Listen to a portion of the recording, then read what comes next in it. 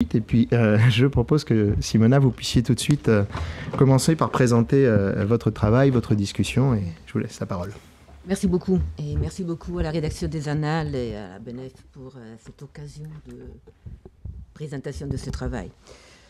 Donc, cet article, je voudrais juste vous raconter un peu le parcours, pourquoi et comment j'ai construit cet article, et qui est paru évidemment à l'occasion de la publication en France, donc enfin, des essais modernistes, portant sur l'époque moderne de Hippie Thompson, avec un retard notable. Etienne Anheim l'a dit, c'est pas sur ça qu'on s'arrêtera, mais un retard notable, 23 ans à peu près. Enfin, il faudrait vraiment réfléchir à ça. Mais donc, un des chiffres du travail de Thompson est la notion de History from Below. Et c'est le programme d'une histoire qui opérait une transformation radicale de ces objets. Contre une histoire sociale qui, en Angleterre, s'était réduite à l'histoire des mouvements politiques de trade unions, il fallait donc, d'après Thompson, construire une histoire des common people, des personnes ordinaires, des comportements, des cultures, des capacités d'action des gens ordinaires. Et, disait-il en 1966, dans l'article qui a présenté, qui s'appelait History from Below, de micro-stories, micro-histoires, qui devaient, je souligne un peu, à la fois être nourries par des concepts sociologiques et méfiantes vis-à-vis des catégories sociologiques, qui, de la sorte, auraient pu apporter une dimension historique à la théorie sociologique. Donc là, il y avait un projet interdisciplinaire haut,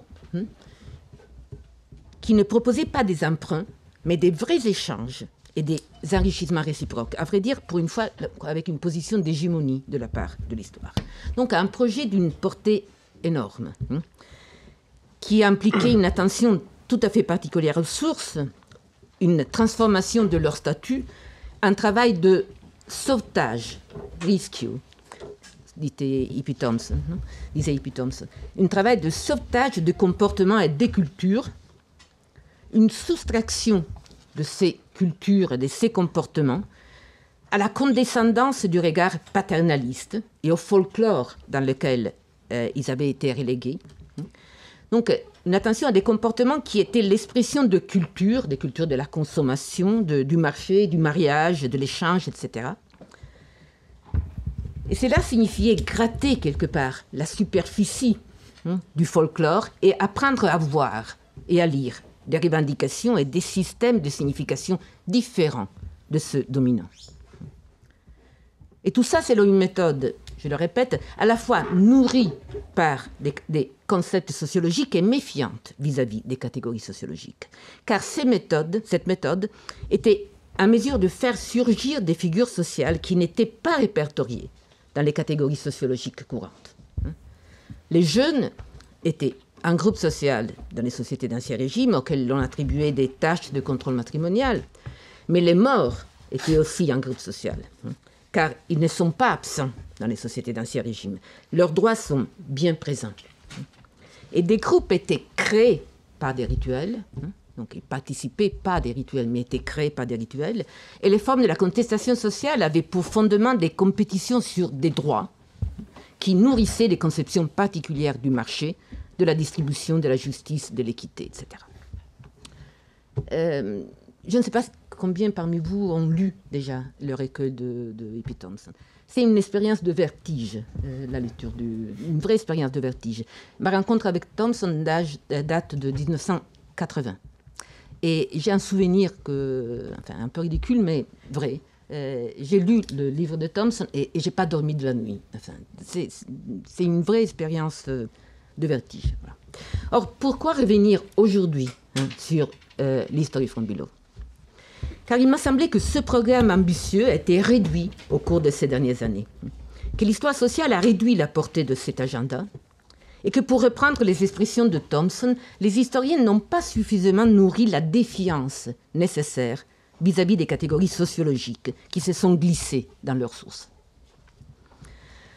La traduction de Bilot avec le peuple, par ailleurs une traduction très précoce, est un exemple criant de cette attitude. Histoire du peuple, donc, et réunification de revendications, de protestations dont les sources témoignent sous l'étiquette des cultures populaires. Et ça, c'est une évidente réduction, me semble-t-il, du projet de Thompson. Ce glissement, qui répond entre autres et largement au désir des historiens de s'appuyer sur des catégories stables, bien identifiées, etc., est en fait une manière de rendre compte du conflit social, de le traduire en termes d'opposition claire entre des groupes. Or, cette assimilation entre Bilot, conflit et populaire ne tient pas la route. Ne résiste pas, aurait dit Thompson, à l'immersion dans l'acidité des sources. The acidity of sources. Donc cette assimilation ne tient pas la route et a souvent obligé des historiens à un certain nombre de contorsions et surtout à manifester de l'embarras lorsque, comme il arrivait souvent, leurs attentes étaient démenties par les sources. Par exemple, on étudie les tavernes car, en tant que lieu de la culture populaire, car lieu de possibles séditions, etc. Mais en même temps, l'on s'aperçoit très vite que les tavernes sont peuplées par des individus appartenant à des groupes sociaux très différents. Or, ces problèmes évidents, à mon sens, n'ont pas été affrontés directement. C'est-à-dire qu'en fait, on ne s'est pas explicitement interrogé sur « who is Bilot ?» qui est ce bas. Et on a préféré plutôt escamoter le problème en déplaçant les termes. Et j'avance dans l'article une interprétation en ce sens du grand succès du spatial turn auprès des historiens sociaux. La perspective spatiale a représenté en effet une sorte d'escamotage. Les lieux, plutôt que les groupes, sont devenus les piliers autour duquel organiser l'analyse. À la recherche de communication, mais aussi d'affrontement, dont il intéresse moins de comprendre les enjeux que les configurations globales qui s'est créées. C'est ce qu'on a appelé, un géographe historien a appelé, le passage depuis l'histoire des classes à l'histoire des places. Et surtout, cette insatisfaction a créé, à mon sens, des faux débats.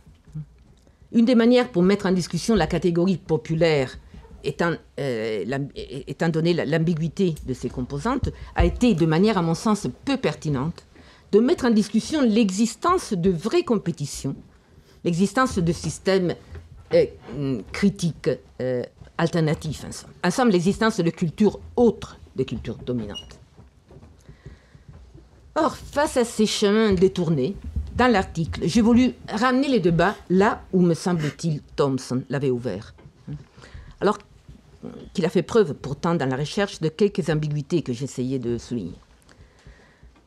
Le problème, me semble-t-il, est celui de l'existence, donc, de formes de protestation, de critique, qui s'appuient sur des revendications de droits considérées comme légitimes. Il s'agit des conceptions de marché, de l'échange, de lien social, qui sont entrées en conflit et en compétition avec celles des gouvernants. Et ces cultures autres, très souvent, ont disparu de la visibilité sociale ainsi que de notre mémoire, car ayant perdu leur bataille pour la légitimité, ont été repoussées dans le cadre du populaire, du folklore, avec lequel l'attitude est celle d'un paternalisme suffisant. Or, face à ces cultures, le problème est de questionner la légitimité de leur identification avec les classes populaires, et donc la superposition entre culture de la protestation et classe populaire. Il s'agit en fait de revenir à une réflexion plus approfondie sur la relation entre trois concepts, c'est-à-dire expérience, culture et action. Mettre en discussion cette chaîne, la défaire, signifie mettre en discussion ce qui a été un postulat essentiel de l'histoire sociale, c'est-à-dire l'idée que derrière les conflits, il y a directement les intérêts des groupes sociaux. Que la compétition sociale sont l'expression d'intérêts nourris à travers des expériences d'oppression, etc. Or, je crois, et ça c'est la proposition de l'article, je crois que pour comprendre les sociétés de l'époque moderne, pour comprendre leurs instabilités, les différentes voies de construction des statuts et des droits, et parmi ces voies, l'action l'action a une place de choix. Mais donc, pour comprendre les sociétés de l'époque moderne, il vaut mieux renverser la perspective. Plutôt que de partir de l'idée que derrière les conflits, il y a l'intérêt des groupes, je crois qu'il vaut mieux voir à quel point derrière les groupes sociaux, il y a les conflits. C'est-à-dire que les conflits, les compétitions concernent la stratification sociale, concernent la place que les gens veulent occuper dans les échelles sociales et les places qu'ils veulent attribuer aux autres et que les autres veulent leur attribuer. Donc une histoire qui ne fait pas l'assimilation entre conflit et peuple, sur ça je voudrais insister, ce n'est pas une histoire sans le pouvoir ou sans le social, comme souvent est dit. C'est une histoire qui s'interroge plutôt sur la manière processuelle et générative de construction des hiérarchies sociales.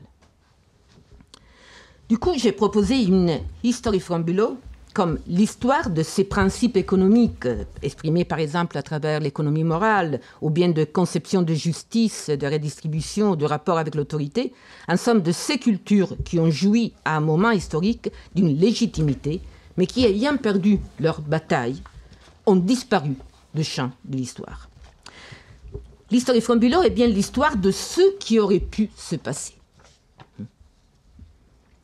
dont parle par ailleurs Thompson.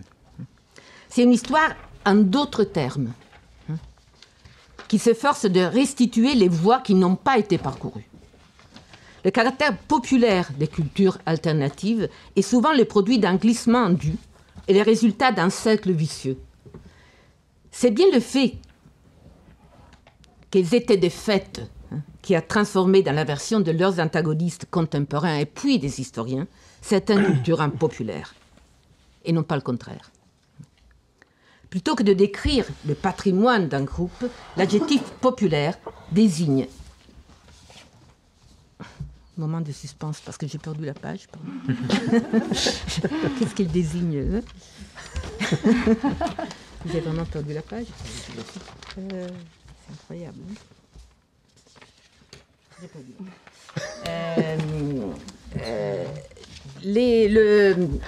La notion populaire désigne une phase de cette perte de légitimité. L'histoire d'en bas, donc, est une histoire en d'autres termes, de ce qui aurait pu se passer, et c'est une histoire autour du pouvoir et du mémoire, et de la relation entre les deux. C'est une histoire de ce qu'on a oublié et de ce qu'on nous a fait oublier. Et en ce sens, me semble-t-il, c'est tout son garde, en ce sens, il garde tout son aspect politique, bien plus, me semble-t-il, que à travers l'attribution à l'History from Below à un groupe social particulier qui serait le peuple. Merci. Merci beaucoup pour cette présentation très précise qui montre effectivement à quel point le lieu du Below est un objet de discussion et que la réification progressive du Below lui a fait perdre le caractère processuel que Simona vient de restituer dans sa propre interprétation. Alors, je passe tout de suite la parole à Guillaume Calafate pour une première lecture de ce texte et une première interprétation. Merci beaucoup. Alors oui, il y aura peut-être quelques petites redondances avec ce que Simona Cerutti vient de dire, mais je vais donc tu peux sauter les paragraphes, proposer une lecture de Cerutti lisant Thompson. Comme vous l'avez compris, Simona Cerutti offre dans cet article, Who is Below, une lecture extrêmement minutieuse d'E.P. Thompson, une lecture qui permet de dénouer les nombreux malentendus qui ont peu à peu contribué à lester l'œuvre et l'interprétation du grand historien britannique. Alors, plus qu'une lecture aiguisée de la traduction française des usages de la coutume de Thompson, donc récemment paru en 2015, que Michaela a eu la bonne idée d'apporter, Who is Below est un article manifeste qui offre plusieurs mises en garde en même temps qu'il engage d'importantes questions de méthode. Je donnerai ici un résumé à très grands traits de l'article de Simona Cerutti lisant Thompson, donc un résumé en 7 points, avant de poser un certain nombre de questions à l'auteur, en l'occurrence 4 questions, donc c'est très déséquilibré. Tout d'abord, Simona Cerutti invite à retrouver le sens et la portée analytique de ce que Jean Bouttier et Arundhati Virmani appellent dans l'introduction de leur traduction les mots puissants de Thompson, et en l'occurrence les expressions passées dans la langue courante des sciences sociales, d'agency, de capacité d'action et d'économie morale. L'enjeu est notamment ici d'expliciter les glissements conceptuels qui ont pu conduire certains chercheurs à rapporter par exemple la foule anglaise étudiée par Thompson aux classes populaires, contribuant, comme l'a dit d'ailleurs Simona Cerutti à l'instant, à un amalgame que l'historien avait pourtant tâché d'éviter. L'article offre également une note historiographique très précieuse sur la lecture qu'Edoardo Grandi, l'un des pères de la microhistoire italienne, a faite des travaux de Thompson. Grandi invitait notamment à ne pas se contenter de catégories préfixées et dichotomiques, riches, pauvres, élite, peuple. L'historien italien montrait plutôt comment Thompson était très attentif à restituer la complexité des configurations sociales et également la précarité des équilibres sociaux et des rapports de force. De ce point de vue, et l'article est fort utile à ce titre aussi, l'économie morale de Thompson n'a pas grand-chose à voir avec celle, par exemple, d'un anthropologue comme James Scott, qui la rapporte à un monde de valeurs, je cite, attribué en propre à un groupe social. Ces malentendus, donc, trouvent toutefois une forme d'explicitation dans l'œuvre même de Thompson, nous dit Simona Cerutti, que je cite ici. L'approche de Thompson est régie par la conviction que les comportements émanent de l'expérience de groupes spécifiques, qui sont le reflet de la structure sociale de classe et en même temps le véhicule de sa culture. Fin de citation. Cette approche a conduit à des remises en question récentes, articulées au double apport des études sur la communication. Simona Cerutti fait ici référence aux beaux travaux de Filippo De Vivo sur l'information et la communication dans la Venise moderne. Double apport des études sur la communication donc d'une part, et d'autre part du tournant spatial, qui scrute plus spécifiquement les lieux et les contextes supposés de rencontres et de conflits. Et ici, l'auteur évoque les travaux de Beat Kümin, qui ont contribué à remettre en cause l'assimilation de certains espaces, par exemple la taverne ou le cabaret, à la culture populaire. Après cette table rase fondée sur l'historiographie récente et qui donc conteste jusqu'à la pertinence de la question « Who is below ?» puisque au fond, après ce passage, on est au milieu de l'article, on se demande finalement où est below, justement, on l'a perdu. Ouais, oui. L'article entreprend de sauver below, ce qui suppose de ne pas postuler la superposition entre culture de la contestation et classe populaire.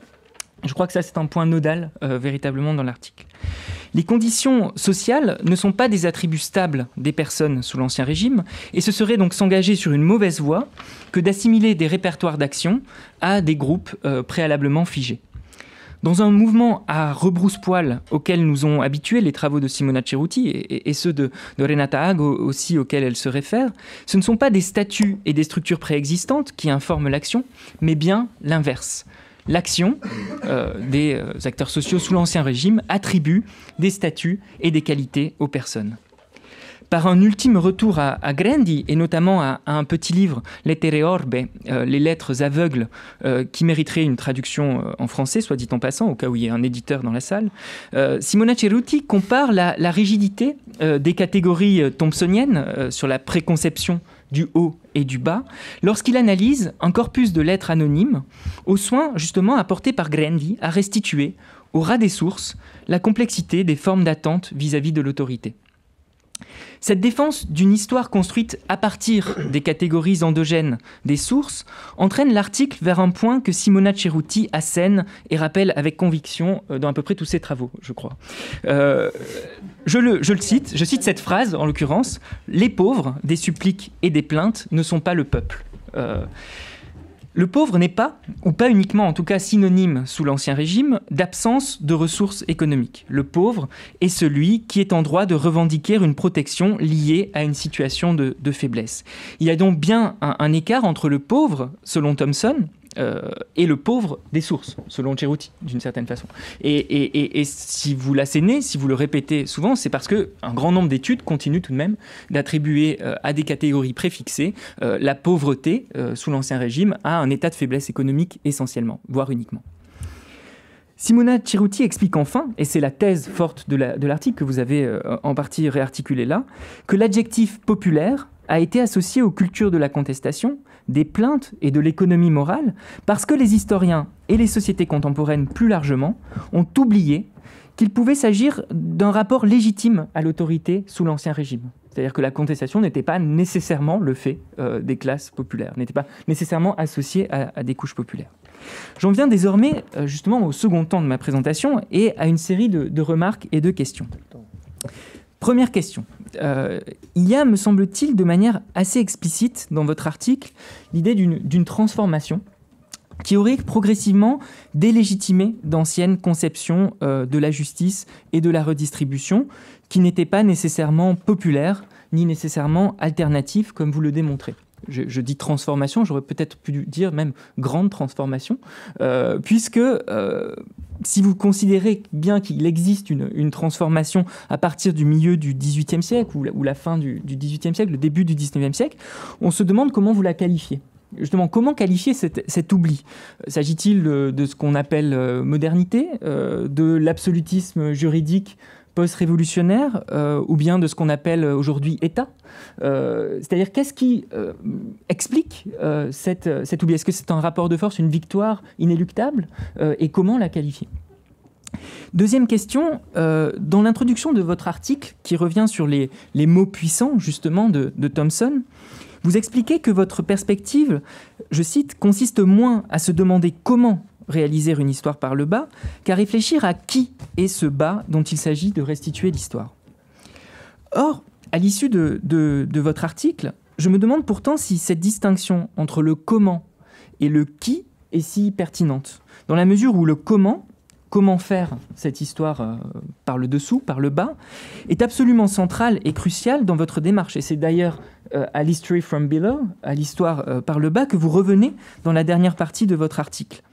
Votre attention à ce que les anthropologues et les historiens appellent les catégories zémiques, c'est-à-dire aux catégories produites par les acteurs sociaux, votre attention également aux actions et aux pratiques qui informent les processus de formation des groupes sociaux, votre attention, pour le dire autrement, au contexte de formation des catégories sociales, constitue une voie d'accès fondamentale à la bonne définition de qui est au-dessous.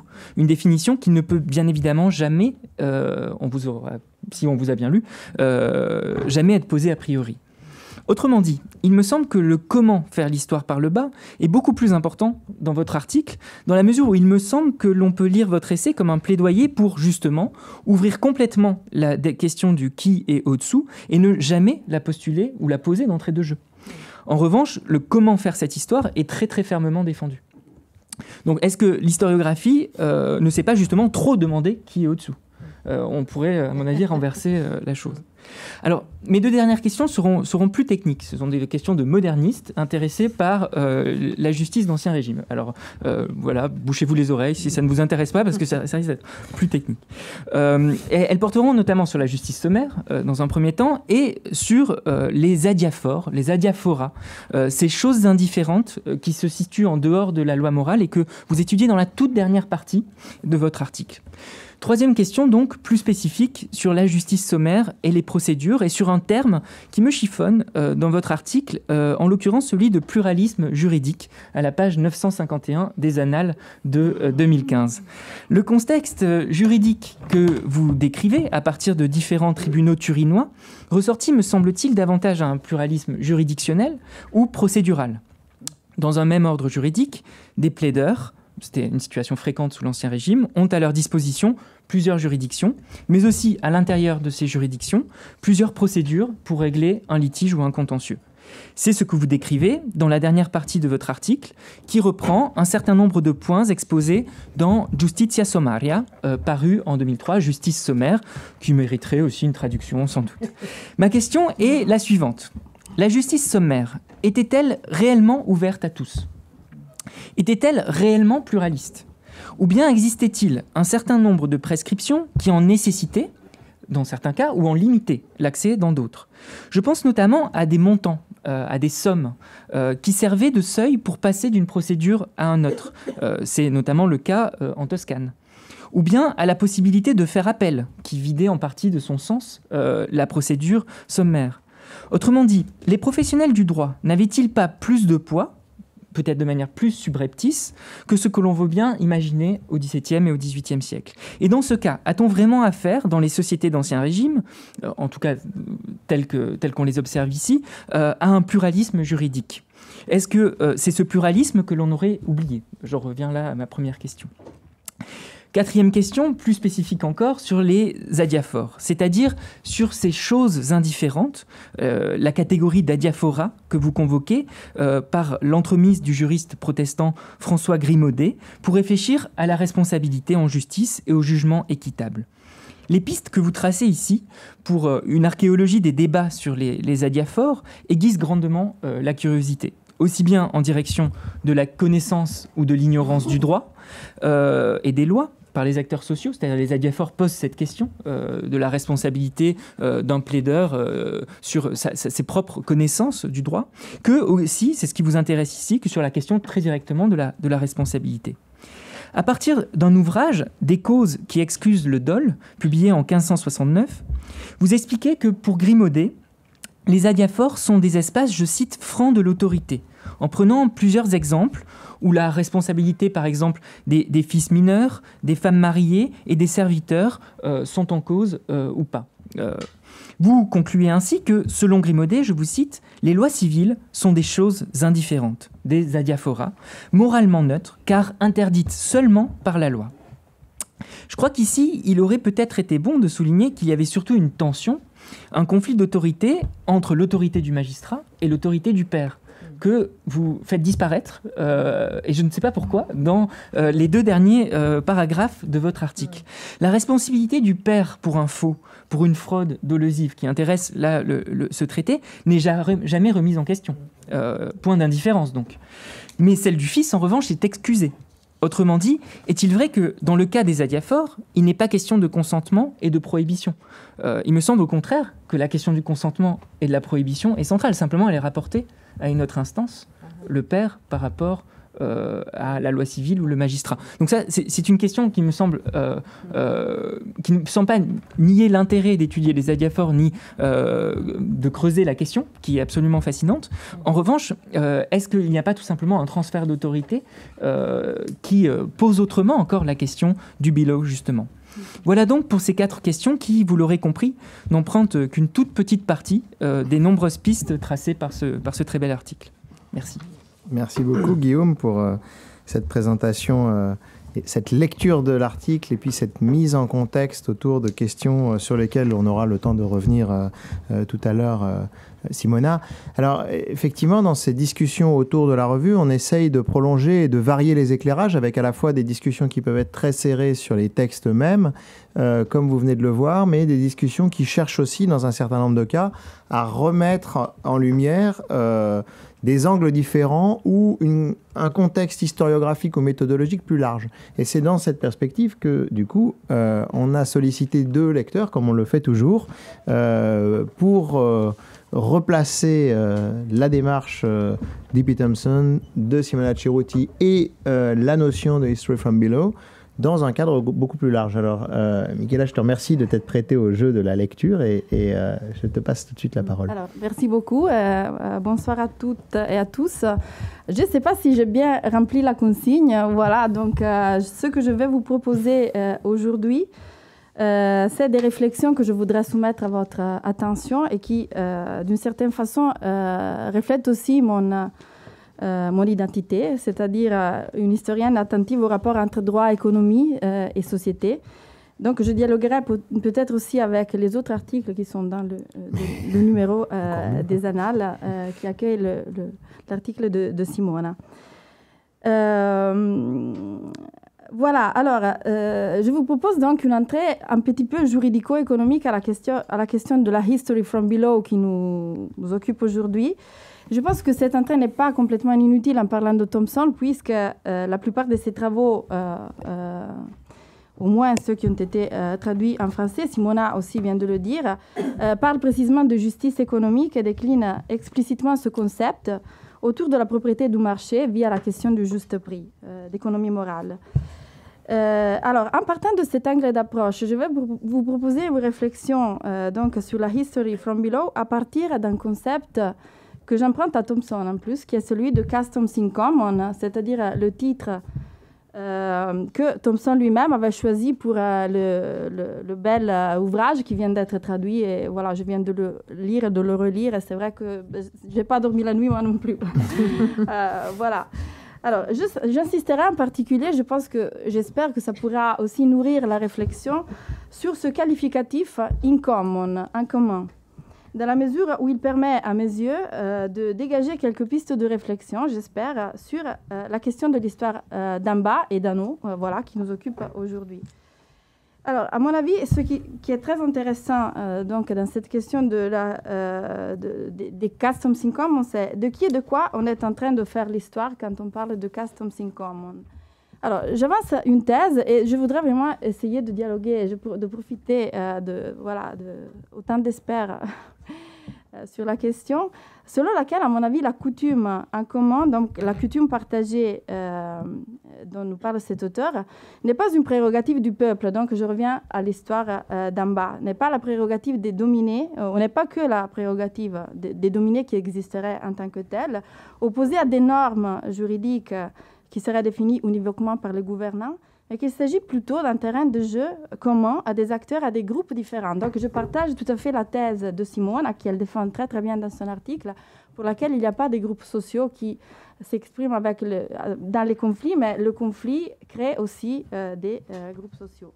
Donc, ce terrain de jeu commun, cette coutume en commun, serait une sorte de socle ou de substrat conventionnel permettant le dialogue, la négociation, le plus souvent le conflit entre des acteurs qui sont différents. Alors, pour essayer de réduire un petit peu le niveau d'abstraction de cette analyse que je vous propose, voilà, j'aurais comme horizon de référence, aussi pour ne pas sortir de mes propres domaines de recherche, l'article de Simona, bien sûr, et aussi les écrits de Thompson, que peut-être vous connaissez, sur la propriété et les droits collectifs, donc je parlerai un petit peu de ça, et aussi sur la question de l'économie morale. Alors, plusieurs auteurs, et Simona Ceruti en particulier, ont montré jusqu'à quel point l'un des traits les plus caractéristiques de la société, des sociétés de l'Ancien Régime serait ce que certains historiens ont appelé la culture de la juridiction. Donc, je reviens à un mot qui a été évoqué par Guillaume Carafa, qui me paraît tout à fait central dans cette histoire de la History from Below aussi. À savoir une culture qui donne à l'action, et je cite directement Simona Ceruti, la capacité de transformer des conditions juridiques, d'attribuer des rôles et des droits. Pour le dire d'une autre manière, le monde de l'Ancien Régime donc, était un monde dans lequel les actions avaient un autre pouvoir de performativité, c'est-à-dire qu'elles créaient activement des droits et elles demandaient en même temps d'être continuellement réaffirmées, répétées, vivifiées, revendiquées au quotidien par les acteurs, ainsi de pouvoir vivifier aussi leurs droits. Alors, ce pouvoir performatif valait particulièrement pour les actes de possession.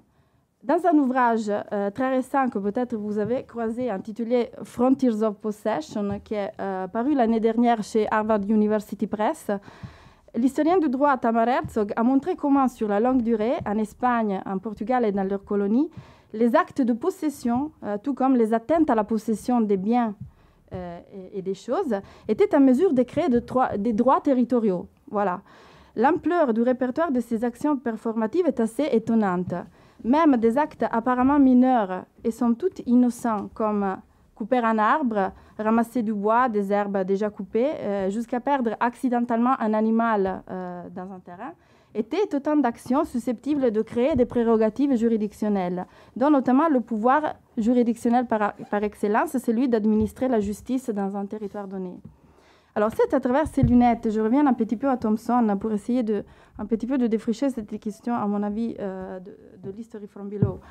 qu'on peut lire les histoires de conflits propriétaires dont nous parle Thompson, et notamment dans cet ouvrage qui circule et aussi dans l'ouvrage qui est apparu lui aussi en français sur la guerre des forêts, c'est-à-dire sur le Black Act de 1723. Je ne sais pas si vous connaissez l'histoire de cette loi. Voilà, il s'agissait d'une loi du Parlement anglais votée pendant le règne de Georges Ier qui condamnait avec la pendaison le fait d'apparaître armé dans un terrain ou bien de chasser ou de voler des cervidés. Voilà. On est en plein mouvement des enclosures, donc de la fermeture des champs ouverts. Et l'imposition de cette loi très sévère a été, et surtout les oppositions qu'elle a suscitées dans les campagnes anglaises, ont été souvent interprétées comme le fruit et le signe d'une dynamique sociale opposant les pauvres, donc voilà le bas, selon cette interprétation, titulaires de droits collectifs sur les terres et de leurs fruits, à une élite désireuse de renforcer à tout prix la propriété privée et donc d'avancer vers la fermeture des champs ouverts. Deux conceptions différentes donc, de propriété se seraient affrontées sur ces conflits et dans ces conflits. La conception des paysans communiers, c'est-à-dire des titulaires de droits coutumiers sur la terre, et la défense de la propriété privée de la part d'une élite qui s'appuyait sur le droit produit par le Parlement, notamment en matière d'enclosure, de chasse et tout ça. Suivant cette interprétation, donc, l'histoire de ces conflits pourrait donc être lue, et en fait a été lue parfois, assez souvent, comme l'histoire de la résistance du bas de la société vis-à-vis de normes venues par le haut, imposant l'individualisme propriétaire contre des plus anciennes formes de propriété collective. Cette interprétation a été par ailleurs alimentée aussi par Thompson, qui est très attentif, à mes yeux, à ne pas sortir d'un cadre marxiste classique d'analyse qui oppose de manière dichotomique propriété individuelle, propriété collective. Or, grâce à plusieurs travaux, on sait aujourd'hui que les droits de propriété ont été longtemps des faisceaux de droits dont la complexité ne peut pas se réduire à cette dichotomie que je viens d'évoquer. Et cela vaut aussi pour l'Angleterre étudiée par Thompson. Ce n'est pas par hasard que cette expression « faisceau de droits », donc « bundle of rights », ait été forgée par un juriste, Henry Sumner Maine, actif précisément dans l'Angleterre du XIXe siècle. Je n'ai pas le temps et je ne veux pas du tout développer davantage ce point, mais plus que se réduire à l'opposition individuelle collective, la propriété dans les sociétés occidentales a été longtemps une configuration composite de plusieurs droits superposés ou enchevêtrés sur un même bien. Ce qui est très important de noter, et donc je viens à la question encore plus qui nous occupe aujourd'hui, est le fait que la distribution de ces différents droits crée des classifications sociales transversales aux hiérarchies qui étaient fondées sur la richesse, sur le pouvoir, sur l'âge, sur le genre et tout autre critère de classification. Les élites, elles aussi, elles étaient bien embrouillées et encastrées dans ce faisceau de droits que je viens d'évoquer. En fait, l'histoire des commoners, donc de ces gens qui avaient des droits en commun livrés par les travaux disponibles, montre bien que parmi les titulaires de droits collectifs locaux, il y avait tout à la fois des nobles et des non-nobles, des riches comme des démunis, qui n'avaient pas beaucoup d'argent. Alors, s'il ne nous parle pas forcément de la lutte du bas contre le haut de la société, ni non plus de l'opposition nette entre deux types de propriétés qui se trouvaient souvent mélangés concrètement dans un même bout de terre. De quoi nous parlent ces conflits? C'est quoi le bas dans cette histoire? C'est quoi le haut aussi? Alors, une bonne piste d'analyse que probablement Thompson n'aurait pas trop désapprouvé, je pense, vient de la musique. Donc, j'ai fait une toute petite parenthèse musicale, voilà. Et notamment d'une ancienne ballade, je ne sais pas si vous la connaissez, les fans de Fabrizio De André, je ne sais pas s'il y en a, moi j'en suis, voilà. Aime surtout l'interprétation qui est faite donc, par ce chansonnier italien, mais la version peut-être la plus connue est celle qui a été délivrée par Bob Dylan et Joan Baez dans les années 70. Voilà. Il s'agit de Jordi, voilà, je pense que peut-être vous la connaissez. Une chanson qui date donc de la première époque moderne, mais qui, dans les années 20 du XVIIIe siècle, précisément la période sur laquelle Thompson se concentre, se fige autour de contenus assez précis. Ce qu'elle raconte est l'histoire d'un jeune noble, Jordi, voilà, membre de la famille royale, qui est condamné à mort pour avoir prélevé dans l'un des terrains du roi 6 animaux. 6, c'est toujours 6, c'est un invariant structurel, toujours 6. Le plus souvent, il s'agit de cervidés, parfois de lapins. Voilà, ça dépend des versions. La femme de Jordi, donc, qu'est-ce qu'elle fait? Elle supplie la cour de Londres de gracier son homme, mais la grâce est refusée et Jordi est pendu avec une chaîne d'or. Une chaîne qui constitue, nous dit la chanson, un privilège rare, un privilège qui n'est pas pour tous. Alors, sans vouloir, je ferme la parenthèse musicale, sans vouloir surinterpréter cette chanson qui mériterait une étude à elle seule. Je pense, pour faire vite, que dans son renvoi évident donc à ce contexte du Black Act, de cette lutte contre ceux qui chassaient les cervidés et les animaux, elle nous suggère deux choses assez importantes. Première chose, tout à fait banale, mais je pense non inutile, nous confirme que même le haut, soi-disant, de la société, que parfois Thompson, c'est vrai, il a parfois la tendance à essentialiser, est traversé par des conflits et des tensions. Deuxième chose, cette chanson parle non pas forcément que de la toute-puissance d'un roi qui est capable de faire appliquer la loi d'une façon universelle, même contre l'un des membres de sa propre famille, mais plutôt de la fragilité de sa puissance et de la souveraineté, c'est-à-dire du pouvoir.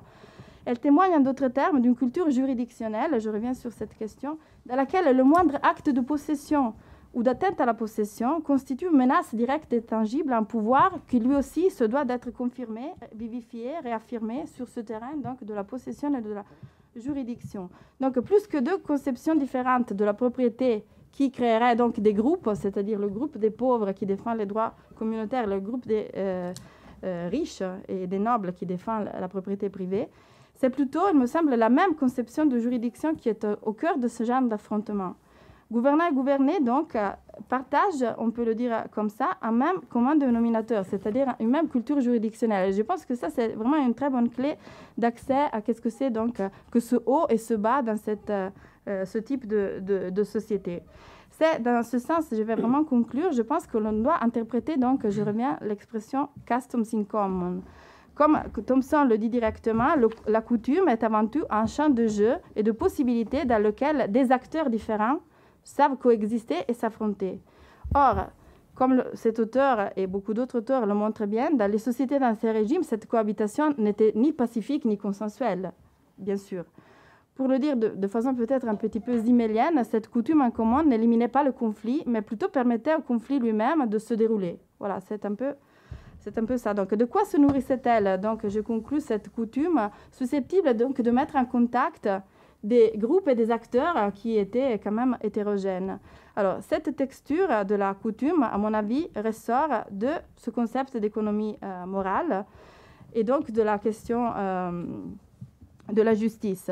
Loin d'être l'expression d'une contre-culture juridique opposée au droit officiel, l'idée de justice qui est au cœur des révoltes sur la hausse des prix que Thompson analyse dans plusieurs de ses travaux, se nourrissait aussi et surtout de la mémoire et de l'interprétation d'un texte officiel. Ça, il faut l'avoir à l'esprit. C'était le Book of Orders, qui était un texte qui avait été émané par le roi, par le Parlement. Donc, ce n'était pas du tout une contre-culture juridique, plutôt le contraire.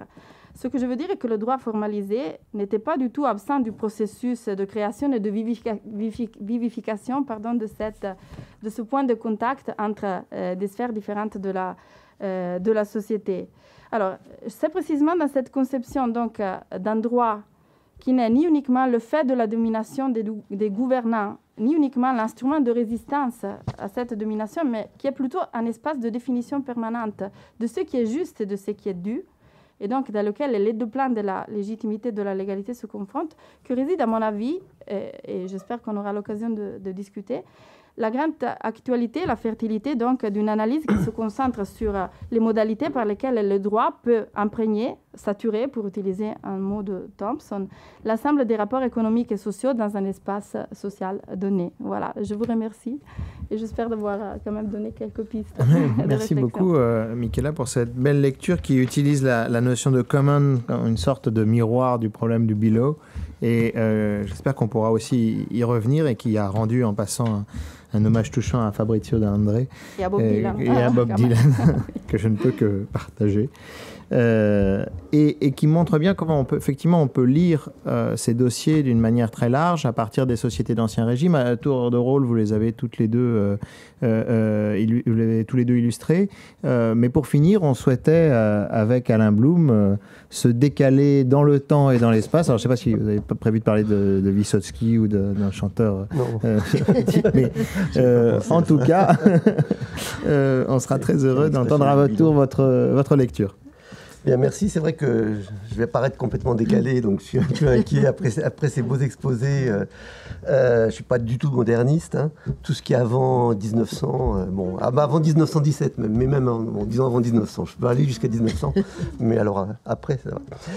Première chose, et d'autre part, je parle effectivement je travaille et je parle d'une ère politico-sociale tellement marquée par le politique et tellement marquée, et qui peut être pensée tellement en dehors du droit d'ailleurs, ce qui n'est pas légitime, mais qui est toute cette période soviétique, que c'est difficile de se connecter, de s'articuler avec... Enfin, c'est difficile, c'est que ça peut apparaître complètement décalé, et en même temps...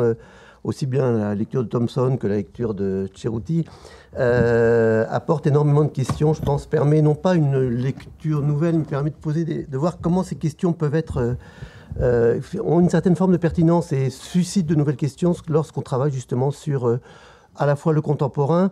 Et ce qui est intéressant dans le cas soviétique, c'est sans doute cet ensemble où tout ce qui a pu être structure sociale, catégorie sociale, a été avant tout un outil de gouvernement et de représentation. C'est-à-dire qu'il y a une sorte de... Enfin, on pourrait penser que ça n'a aucune pertinence. Le bilo en URSS, ça veut dire tout le monde est peuple et personne n'est peuple. Bon, déjà. Donc, il y a une alternance en permanence des gouvernants et des gouvernés, puisque les gouvernants deviennent très vite des victimes et sont enfin, la notion même de gouvernant n'est pas du tout évidente à mettre en évidence. Quand on parle, je pense qu'il y a 2-3 points qui sont très forts dans l'article de Simona. D'abord, c'est effectivement cette question c'est ce qui est échec qui est bilo. Ça pose vraiment beaucoup de questions, je vais y revenir dans le cas soviétique, l'histoire soviétique. Deuxième aspect, moi, qui m'a frappé, c'est ça n'a pas tellement été évoqué, mais je trouve que c'est quand même très important, c'est l'opposition entre l'agency thomsonienne et ce que j'appellerais l'action tchéroutienne, qui sont vraiment... où là, il y a, je crois, un renversement très profond dans le papier entre ce qui est l'action d'un groupe défini, je pourrais dire, et l'action... Et ce qui est une agrégation d'actions individuelles qui modifie la norme. Enfin, là, je crois que là, il y a aussi des questions très importantes qui peuvent être posées.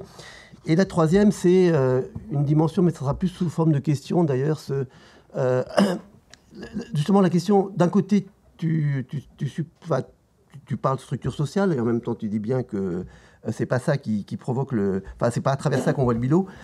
Mais quelque chose que tu ne remets pas du tout en compte, c'est gouvernant-gouverné, j'ai l'impression. Il y a une sorte de présence très forte de ça qui pose un peu question. Alors, d'abord...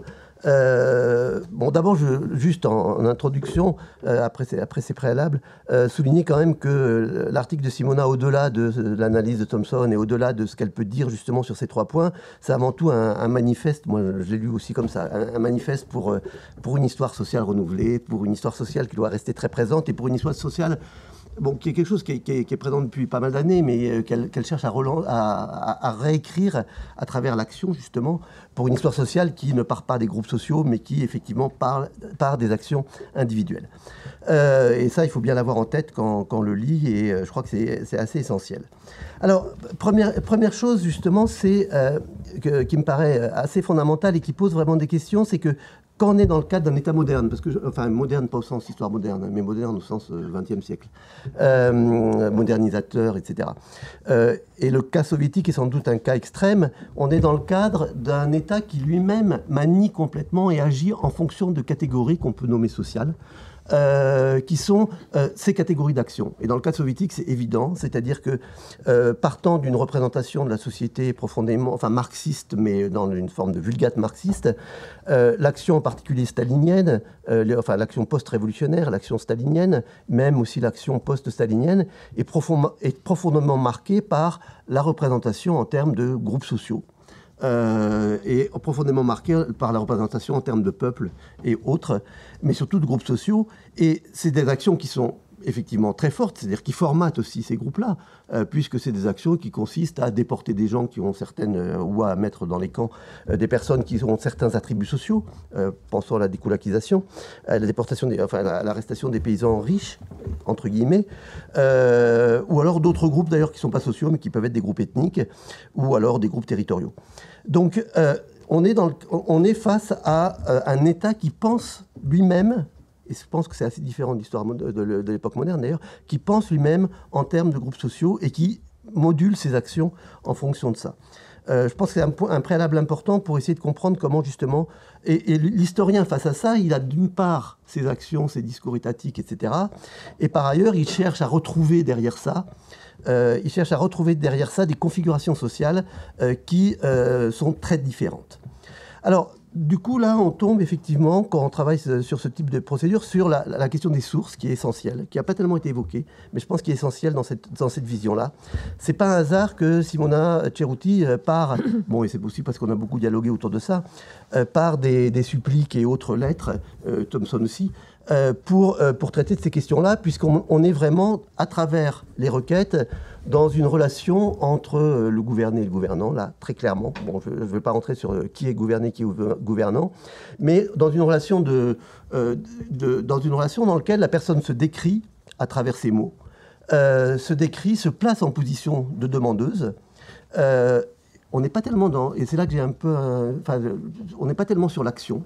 On n'est pas tellement sur l'action de contestation, en particulier dans le cadre soviétique, parce qu'on ne peut pas trop contester, on ne peut pas trop protester, on peut réclamer. Donc en fait, la requête est un mode de gouvernement extrêmement développé en Union soviétique. C'est vraiment c'est un mode de contournement du droit officiel. C'est un mode d'intégration. On est exclu en permanence dans le système soviétique et pour se réintégrer, on envoie des requêtes.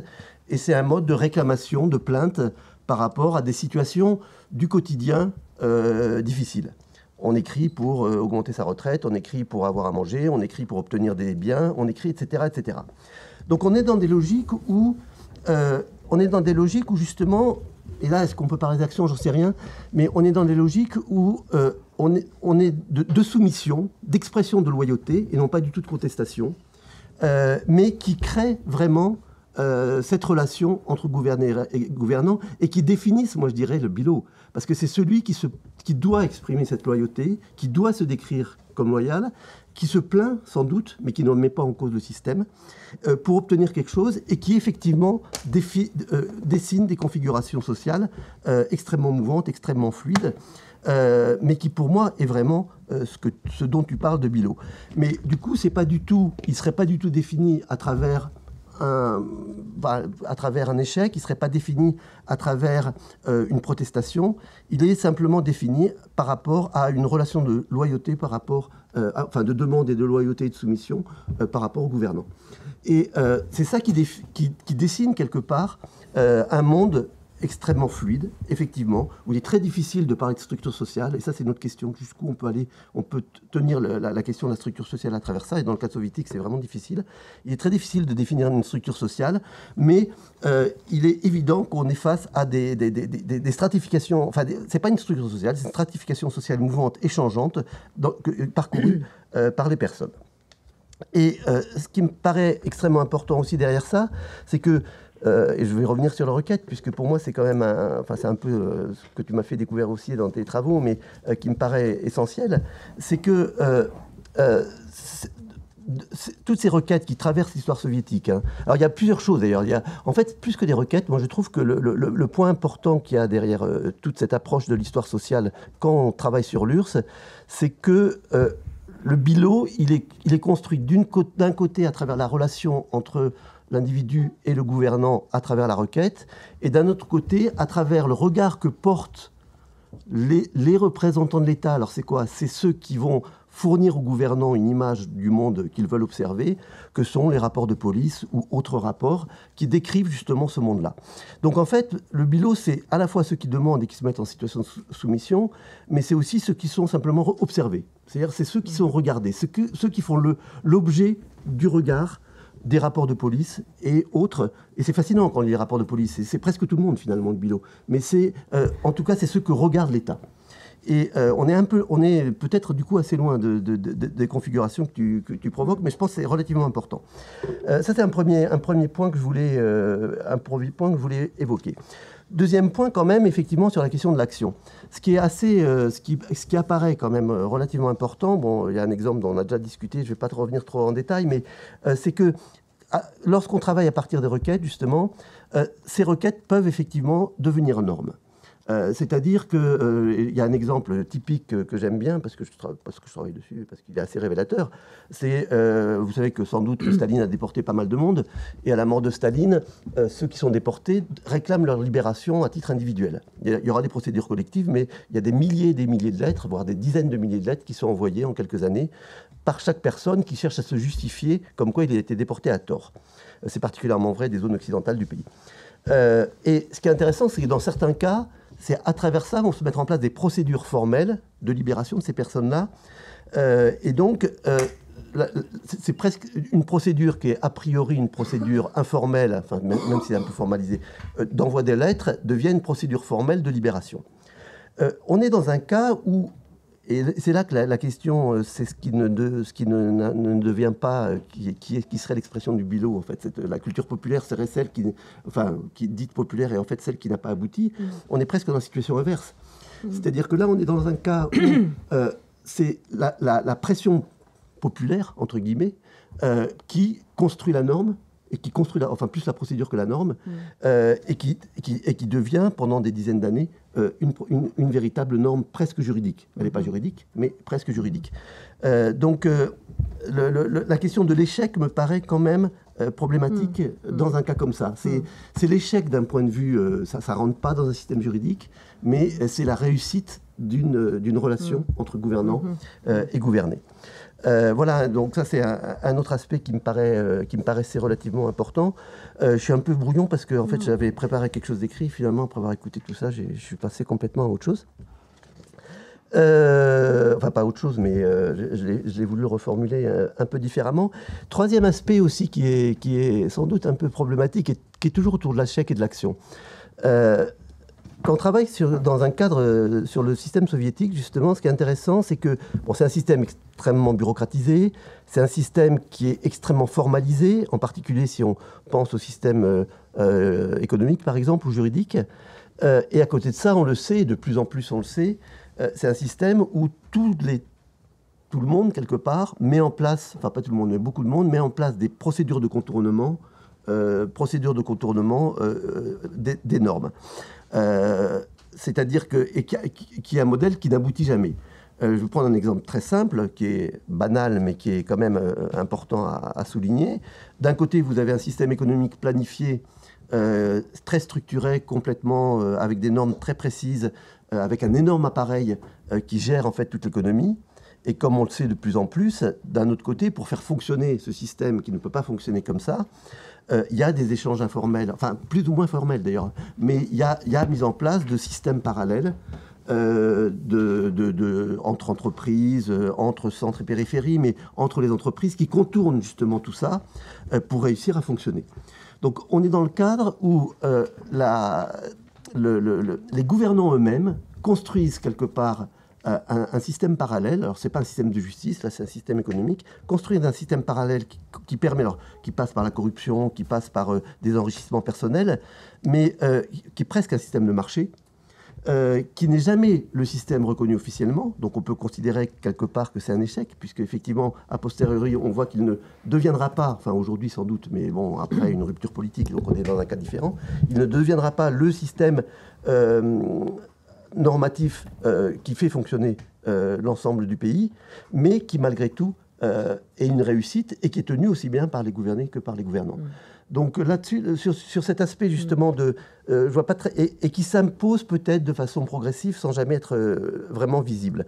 Et du coup là-dessus, effectivement, je pense que la question, je ne sais pas comment c'est traité en fait en histoire moderne, mais la question de cette existence parallèle d'un marché dans un monde qui est totalement planifié, comment on peut la voir à travers cette justement je sais pas si tu as compris ce que je veux dire, mais voilà, comment on peut la voir à travers cette idée de... Enfin, moi, c'est quand tu parles de justice sommaire et autres, la justice sommaire, c'est une justice en pratique qui ne devient jamais, qui ne devient finalement pas, qui disparaît finalement. Là, on a un fonctionnement d'un système économique en pratique qui fonctionne tout le temps, qui n'est jamais devant, est-ce que pour autant c'est justement l'expression du populaire ou non? Voilà. Ouais, Voilà un petit peu un certain nombre de points que je voulais souligner. Dernier point, effectivement, mais là c'est plus une question en décalage que j'arrive pas vraiment à comprendre quand même dans ta représentation. C'est d'un côté, parce qu'en plus je suis d'accord avec toi, mais j'arrive pas à comprendre pourquoi. D'un côté, tu soulignes que, tu remets en cause quelque part le groupe social. C'est-à-dire ce que tu soulignes, c'est que c'est l'action qui construit tout ça, c'est des actions individuelles. Tu mets beaucoup l'accent sur la fluidité, sur le parcours, mais tu dis pas qu'il n'y a pas de groupes sociaux pour autant. Et du coup, je vois pas très bien le statut du groupe social dans ta pensée. Moi, je pense aussi la même chose, mais je pense que tu pourrais éclairer pourquoi je pense ça, parce que j'arrive pas à comprendre. Voilà, c'était juste une petite incursion dans l'histoire contemporaine et dans un système où, effectivement, on est quand même très loin de ces questions-là, mais elles sont très présentes. Merci beaucoup. Non, mais ça fait tout à fait partie du jeu d'éclairer aussi à partir de terrains qui sont très différents pour se figurer à la fois les limites, la validité générale et puis le degré de contextualisation ou d'indexation, dirait Passeron, d'une notion sur le terrain sur lequel elle a été fabriquée, ce qui me semble là un problème méthodologique assez intéressant.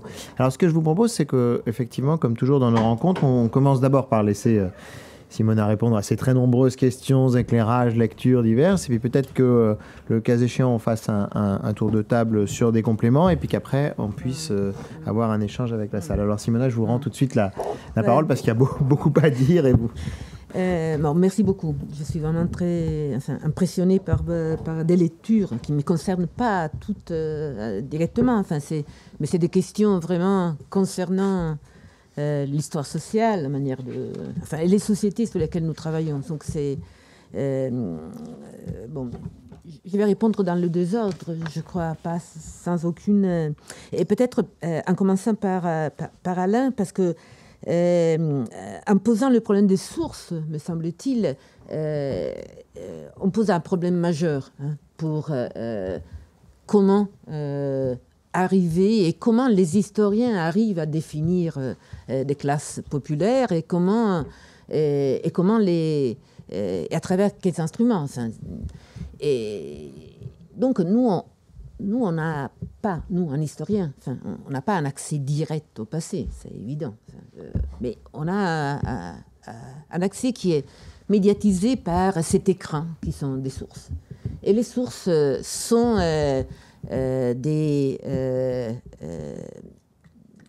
non pas des comptes rendus d'événements, mais sont des revendications de quelque chose.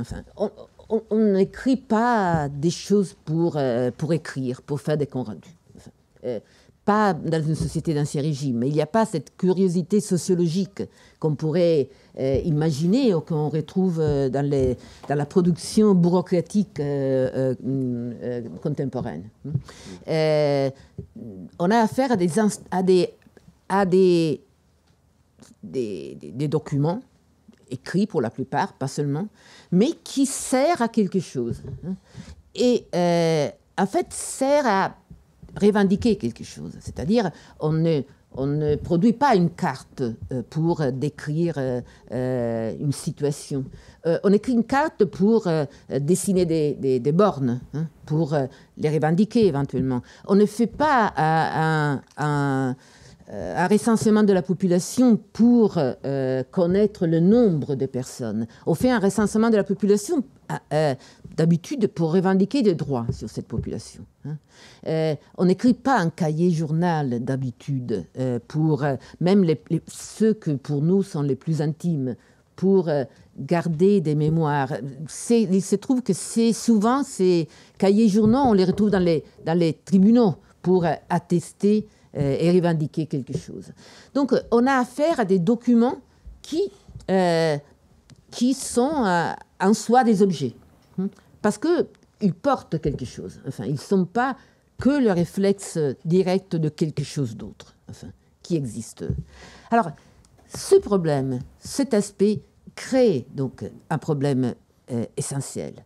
Un problème de catégorie à travers lequel les acteurs ont utilisé, non pas pour se décrire, mais pour agir.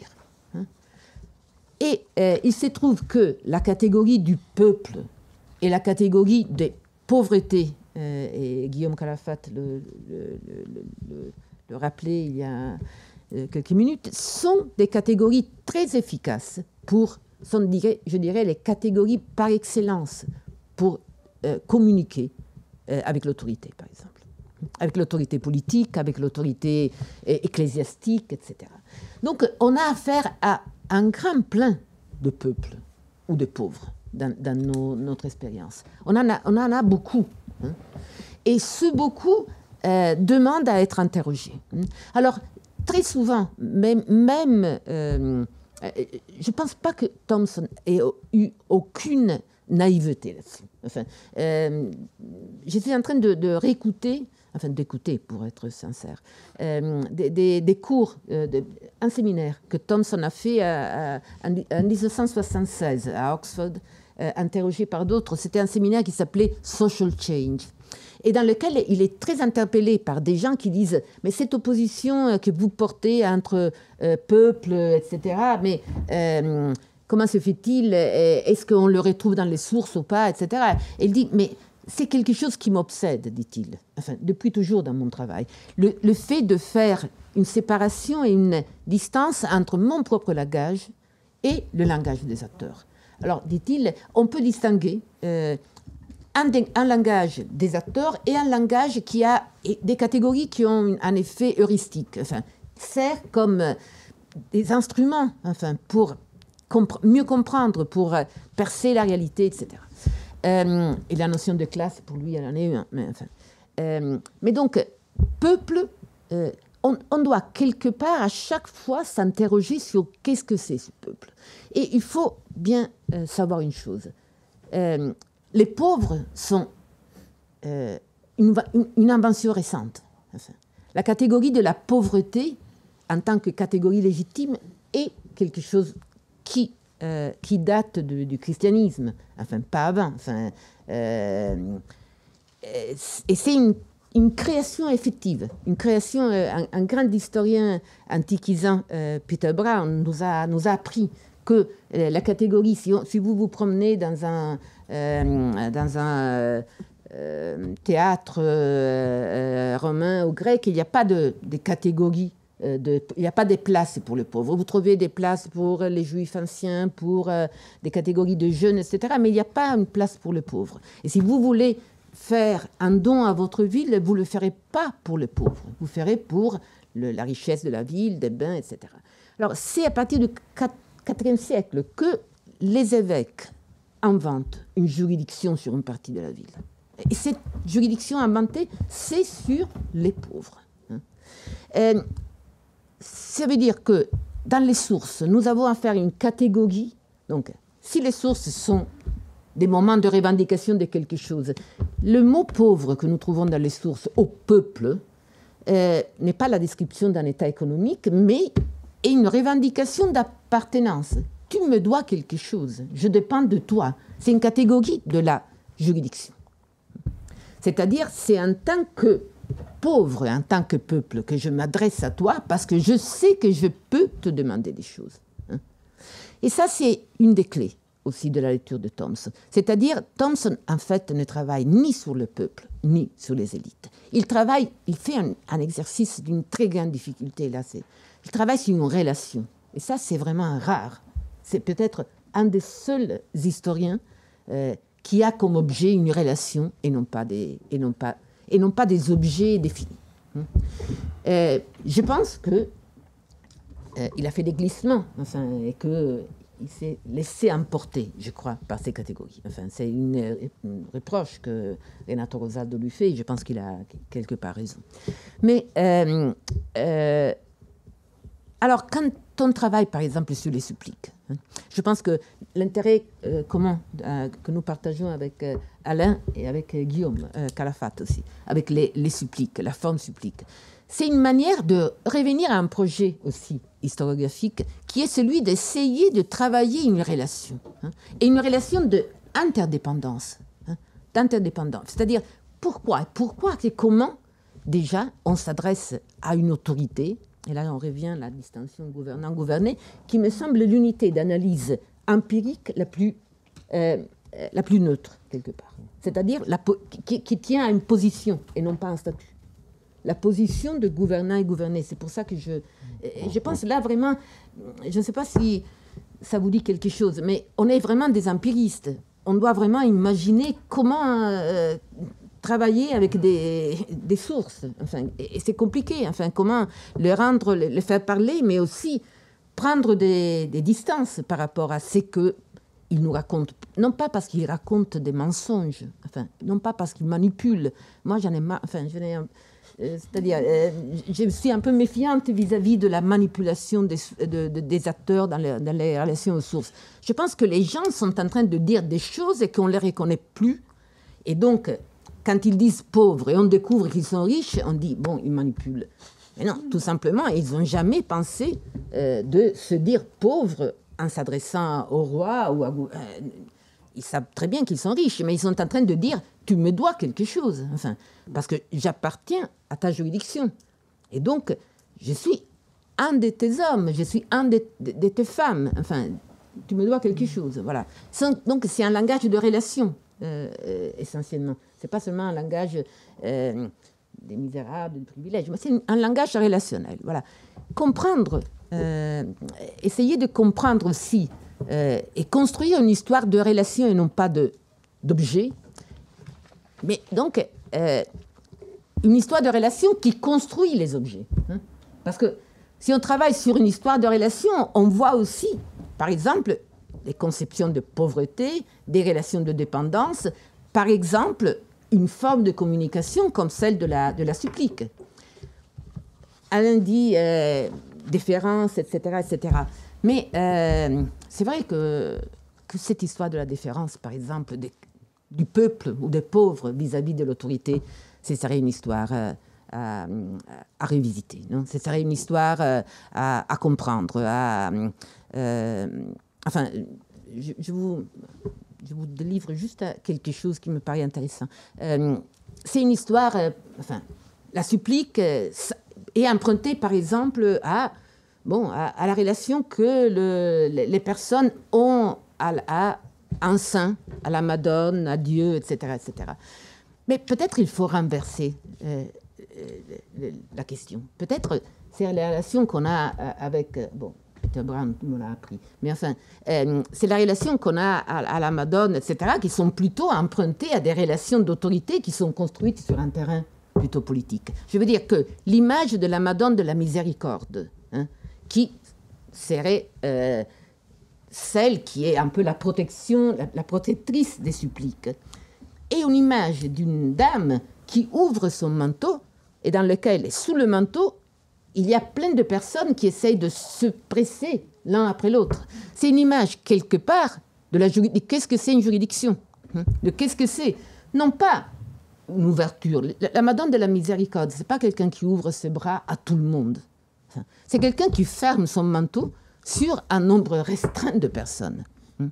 Ce n'est pas vrai que dans une société d'Ancien Régime, tout et chacun pouvait faire une supplique. C'est faux. Enfin, moi, je pense que c'est profondément faux. Pour faire une supplique, il faut se construire. Un pauvre, un misérable, un peuple, etc., etc. Ça, c'est juste pour faire un exemple, enfin, du fait qu'on travaille, à quel point c'est difficile aussi de manier ces catégories, car ces catégories sont des catégories qui servent l'action dans lesquelles les documents, les sources que nous travaillons sont inscrites. Servent à faire quelque chose. Voilà.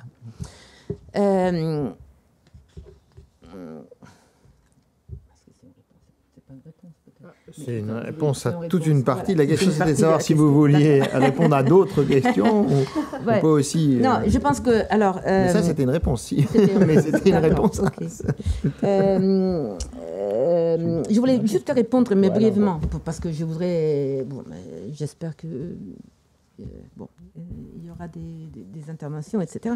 Mais je voulais peut-être dire à Guillaume Calafat qu'il a raison sur plusieurs points. C'est-à-dire que je pense qu'il a raison notamment sur la diaspora. C'est-à-dire, il faut dire juste un mot parce qu'on pense que voilà, on est fou. Enfin, on parle de History from Below après Adiaphora.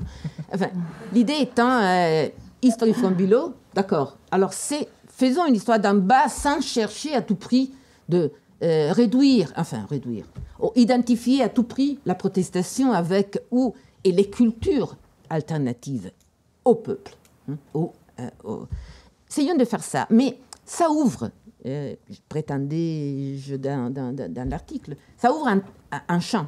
Ça ouvre un champ, par exemple, pour quelque chose qui pourrait être, là, je rentre dans un terrain qui ne m'appartient pas, très culturel ou culturaliste. Moi, je suis une empiriste, disons, voilà, empiriste, enfin, mais qui me paraît très intéressant. On pourrait construire une histoire de la désobéissance, une histoire légitime de la désobéissance. Et je pense que ce mot, adiaphora, pourrait être un échelon, un passage dans cette histoire de la désobéissance, avec deux autres mots que je pense, la mélancolie et les scrupules. Mais enfin, qu'est-ce que c'est la diaphora? C'est une notion qui naît dans un milieu stoïcien, etc., qui parle des choses indifférentes. Je trouve que la notion de choses indifférentes est très intéressante, en fait. Les adiaphoras sont des choses indifférentes, c'est-à-dire des choses pour lesquelles on peut ne pas demander la permission. Sont des choses sur lesquelles on ne peut pas, dans lesquelles la relation d'autorité n'est pas nécessaire. Il ne faut pas aller chez quelqu'un pour dire est-ce que j'ai le droit ou je peux faire ça. C'est indifférent. Alors, comme vous pouvez imaginer, la définition de qu'est-ce que différent me semble-t-il, peut être un thème d'un intérêt extraordinaire. La notion de choses indifférentes reprend une vigueur extraordinaire dans le milieu protestant au XVIe siècle. Parce que le problème étant, est-ce que suivre un rituel chrétien est quelque chose, je dois demander la permission à quelqu'un, ou est-ce que je peux ne pas demander la permission à quelqu'un? On définit les rituels comme des choses indifférentes. Or, n'importe quel anthropologue ou n'importe quel historien du rituel vous dira à quel point prétendre que suivre un rituel est un terrain indifférent. Le rituel construit des relations. Chaque rituel est une mise en scène d'une hiérarchie qui construit la hiérarchie, etc., etc. Je veux dire par là que cette histoire de la conceptualisation changeante dans le temps, de est-ce qu'il y a des choses sur lesquelles l'emprise de l'autorité lâche, sur lesquelles on peut vraiment ne pas demander la permission, et un terrain, me semble-t-il, qui ouvre vraiment une histoire. Guillaume dit, l'exemple porté était, par exemple, si quelqu'un vous demande si vous tuez votre mère, père, etc., non, c'est pas une chose indifférente. Vraiment, là, non. Mais si votre père, par exemple, tout le problème est la responsabilité en justice aussi, si votre père vous dit de mettre le feu à la ville, et vous le faites, est-ce que vous êtes vraiment responsable? Est-ce que c'était une chose indifférente ou vous êtes responsable parce qu'il y a un problème d'obéissance, là? Et où s'arrête votre responsabilité? Alors, à ce moment dans lequel je le cite, et je cite ce juriste qui fait un traité sur la responsabilité en justice, ils disent, bon, non, c'est indifférent, enfin. Mais Guillaume souligne à ce propos, dit, bon, d'accord, la personne ne sera pas responsable, n'est pas coupable, mais il y aura une responsabilité. On vit dans un monde de responsabilité collective, dans lequel la notion d'individualité juridique est très difficile à concevoir. Si vous commettez un délit et vous partez, c'est votre famille, c'est votre frère, c'est votre père, c'est votre mère, à la limite, qui devra répondre en justice. L'idée de responsabilité, ça c'est le premier principe, la notion de responsabilité et la notion de solidarité. Et on comprend pourquoi la notion de solidarité a eu tellement du mal. Fraternité, égalité, ça va. Mais la notion de solidarité a eu tellement du mal à s'affirmer comme un trait positif. Parce que, franchement, la solidarité renvoyait juste à des ennuis. Donc, tout était bien sauf la solidarité. Bon. Mais donc Guillaume disait, bon d'accord, mais c'est son père qui devra répondre. C'est son père. Mais comme la société d'Ancien Régime distingue entre culpabilité et responsabilité. Donc la culpabilité, c'est tout simplement qu'il sera mis à mort, etc. Et après, ce sera son père qui payera, etc. Mais par exemple, tout l'aspect de la culpabilité, paf, c'est en bas.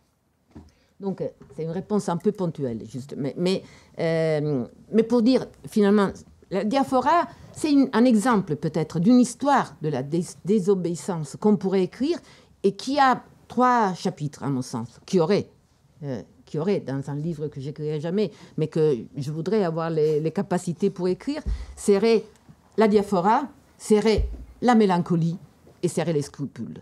Qu'est-ce que c'est les scrupules? Les scrupules, c'est, si vous prenez Ignace de Loyola et le cahier journal de Ignace de Loyola, vous voyez très bien qu'est-ce que c'est les scrupules. Quel est le problème des scrupules? Le scrupule, c'est Ignace qui va se confesser et le prêtre lui dit « va en paix, t'es libéré, etc. » Et lui, non, il est pris par scrupule.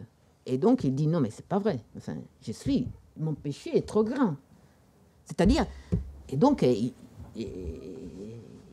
retourne chez le prêtre, etc. Le prêtre va en paix, etc. Enfin, et le problème, c'est donc une non-acceptation de l'autorité ecclésiastique sur le terrain du péché, enfin, terrain essentiel par excellence, évidemment.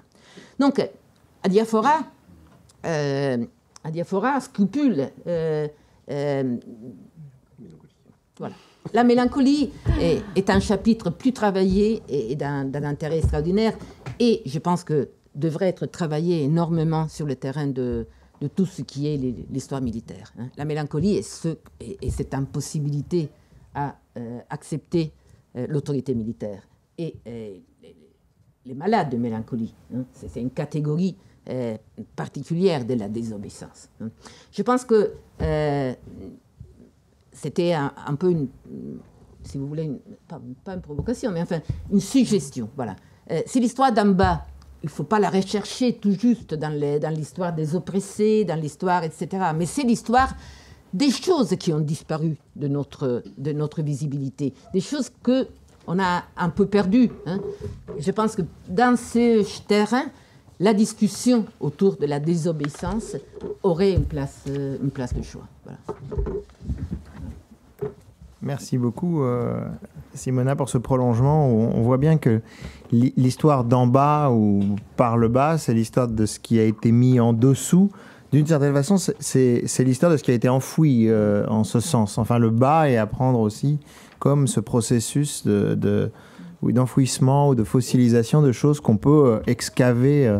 Enfin, la métaphore ici peut être travaillée.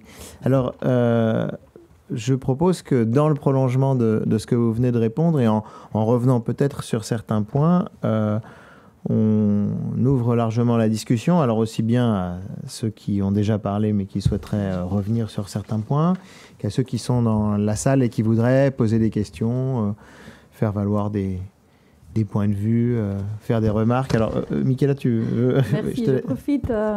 Oui, moi j'ai une question à Simona qui a été déjà soulevée par Alain Blum, donc je voulais juste un peu rebondir sur la question entre action individuelle et groupes sociaux.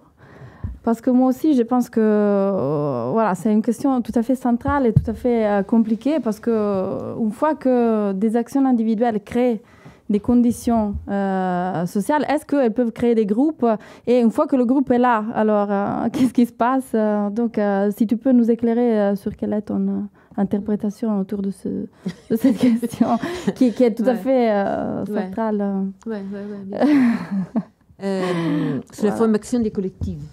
Voilà, oui, le fait qu'un groupe, une fois qu'il est là, quoi qu'il soit pas préexistant aux individus, mais il peut même exister une fois que les individus créent, avec des actions en groupe. Et donc, il y a aussi une sorte d'institutionnalisation de certains groupes qui voilà.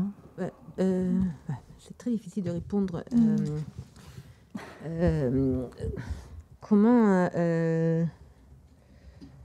Oui, moi, je me suis toujours intéressée quelque part, je crois, à la formation des groupes. Enfin, à comment des actions individuelles construisent des groupes.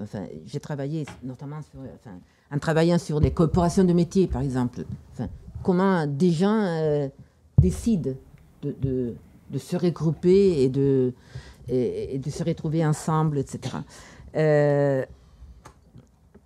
À partir de pressions différentes, voilà. Et quelle est la consistance du groupe? Est-ce que... je me demande si... comment affronter la question? C'est-à-dire, est-ce que la question est vraiment la relation entre action individuelle et groupe? Moi, je pense que, que la formation de groupe se fait à partir de...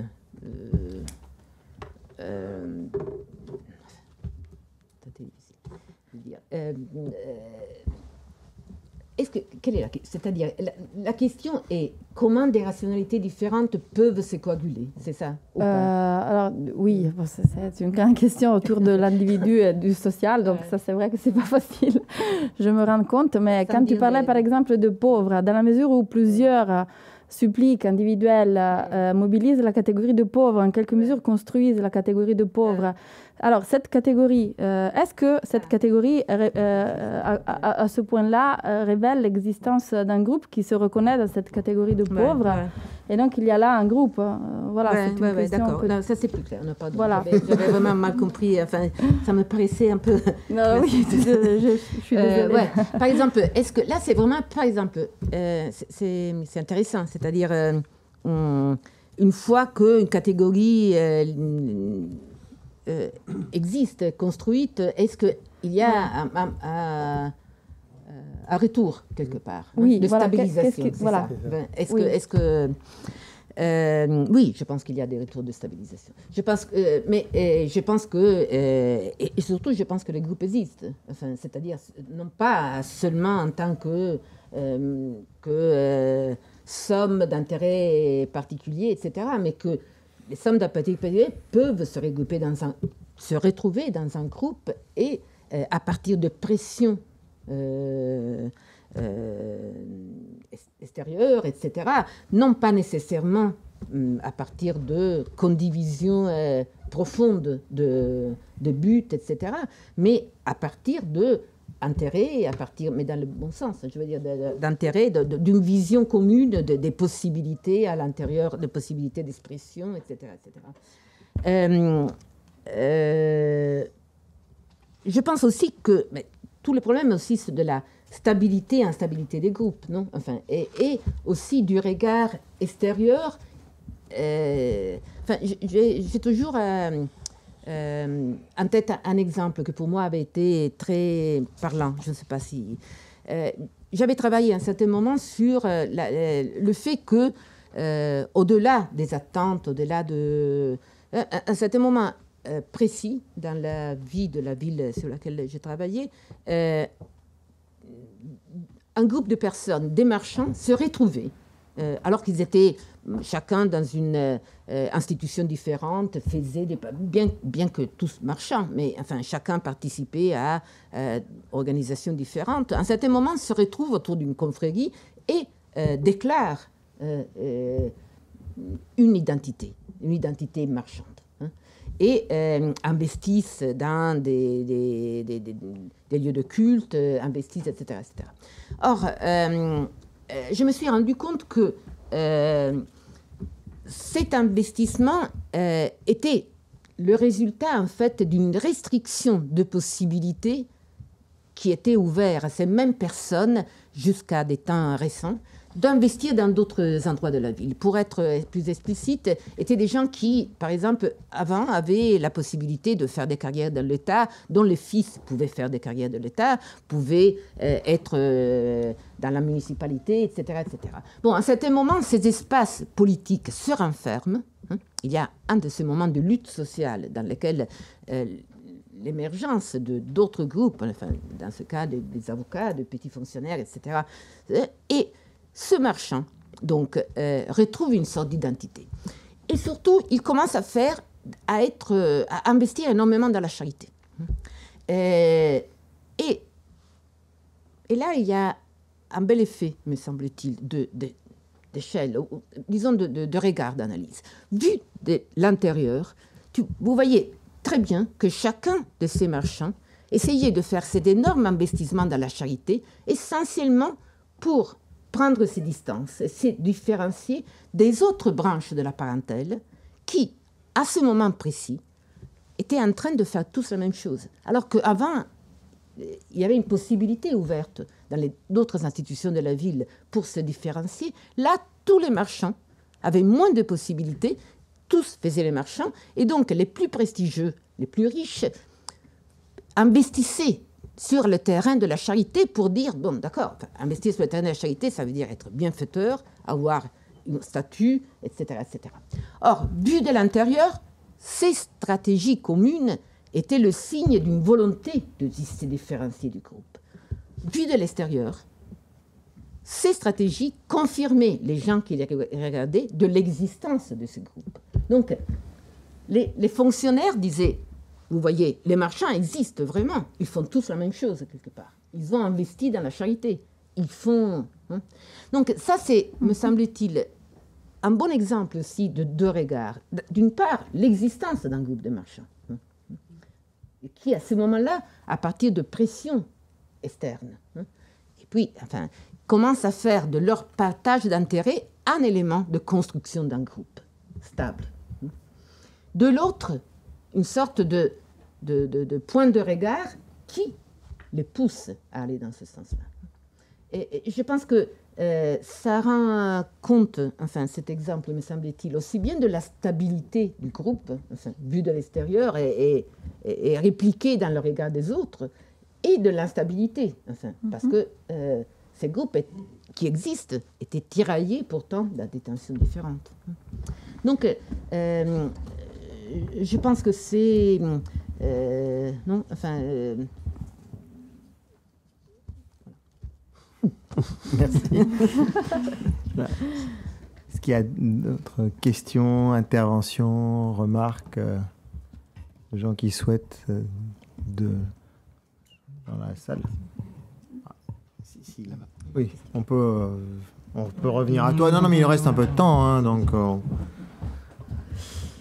Alors. Didier Lett, donc médiéviste. Je voulais juste revenir un peu sur... Enfin bon, peut-être médiéviste pas mal... from below. From below. Yes. Bon, juste peut-être revenir donc, sur c'est des remarques hein, plus qu'autre chose, voilà. Mais et je trouve évidemment merci beaucoup parce que tout ça est très très riche, enfin donne beaucoup à penser. Moi, je voudrais revenir juste peut-être sur l'idée de pourquoi est-ce que ces gens du peuple, finalement, ces gens d'en bas, ont disparu de notre visibilité. C'était un petit peu ce que Simona Cerutti a posé à la fin. Moi, je crois qu'il y a au moins trois raisons. C'est-à-dire qu'il y a d'une part peut-être le poids de l'histoire structuraliste qui nous a quand même obligés à penser les catégories et pas les acteurs, enfin pas les gens de manière individuelle. Il y a aussi l'histoire des représentations. Je crois qu'il en va de l'histoire du peuple, à mon avis, comme l'histoire d'en bas, comme l'histoire des femmes ou l'histoire des enfants. C'est-à-dire que pendant très longtemps, on a quand même pensé qu'on ne pouvait pas faire autre chose qu'une histoire du regard que les élites ou que les hommes, pour les femmes, faisaient, puisqu'on n'avait pas de traces. En tout cas, je parle pour les périodes anciennes, hein, pour lesquelles on n'a pas de traces finalement de ces acteurs. Et puis je crois aussi l'histoire, on va dire, catholique, ou l'histoire faite par des catholiques. Nous, on est quand même très embêtés en tant que médiévistes par l'idée de peuple chrétien. Quand c'est pas fidèle d'ailleurs parfois. Hein. C'est-à-dire qu'on voit dans la littérature qu'on a à notre disposition, moi je pense beaucoup évidemment au procès de canonisation, procès de canonisation sur lesquels j'ai travaillé, où finalement un témoin vaut un autre témoin. On n'identifie pas les témoins. Ils sont tous des fidèles, ils sont tous des chrétiens. Or, si on essaie un peu de les identifier socialement, on se rend compte qu'effectivement, il y a des gens du peuple, il y a des notables, etc. Enfin voilà. Mais je crois qu'on a mis du temps, en tout cas, je crois, les médiévistes, nous, à identifier ces gens-là. Voilà. Donc je pense qu'il y a tous ces finalement ces écrans historiographiques dont il faut vraiment tenir compte. Et donc finalement, ces écrans, ils nous empêchent moins finalement de voir les catégories, parce qu'on a travaillé sur les catégories, que de voir les gens du peuple dans leurs différences. Je trouve que les historiens ont été assez indifférents aux différences depuis trop longtemps. Voilà. Et ensuite, et juste pour terminer, je trouve qu'ensuite, évidemment, on tombe quand même sur le problème de l'histoire des des identités et le problème des relations. Et moi, ce que j'ai beaucoup aimé, évidemment, et je prêche aussi pour ça, je pense que on a intérêt aussi à faire une histoire relationnelle, parce que finalement, on pourrait dire que chaque individu, chaque acteur possède évidemment une identité, et il agite, enfin il active des bribes de son identité différentes en fonction du contexte relationnel.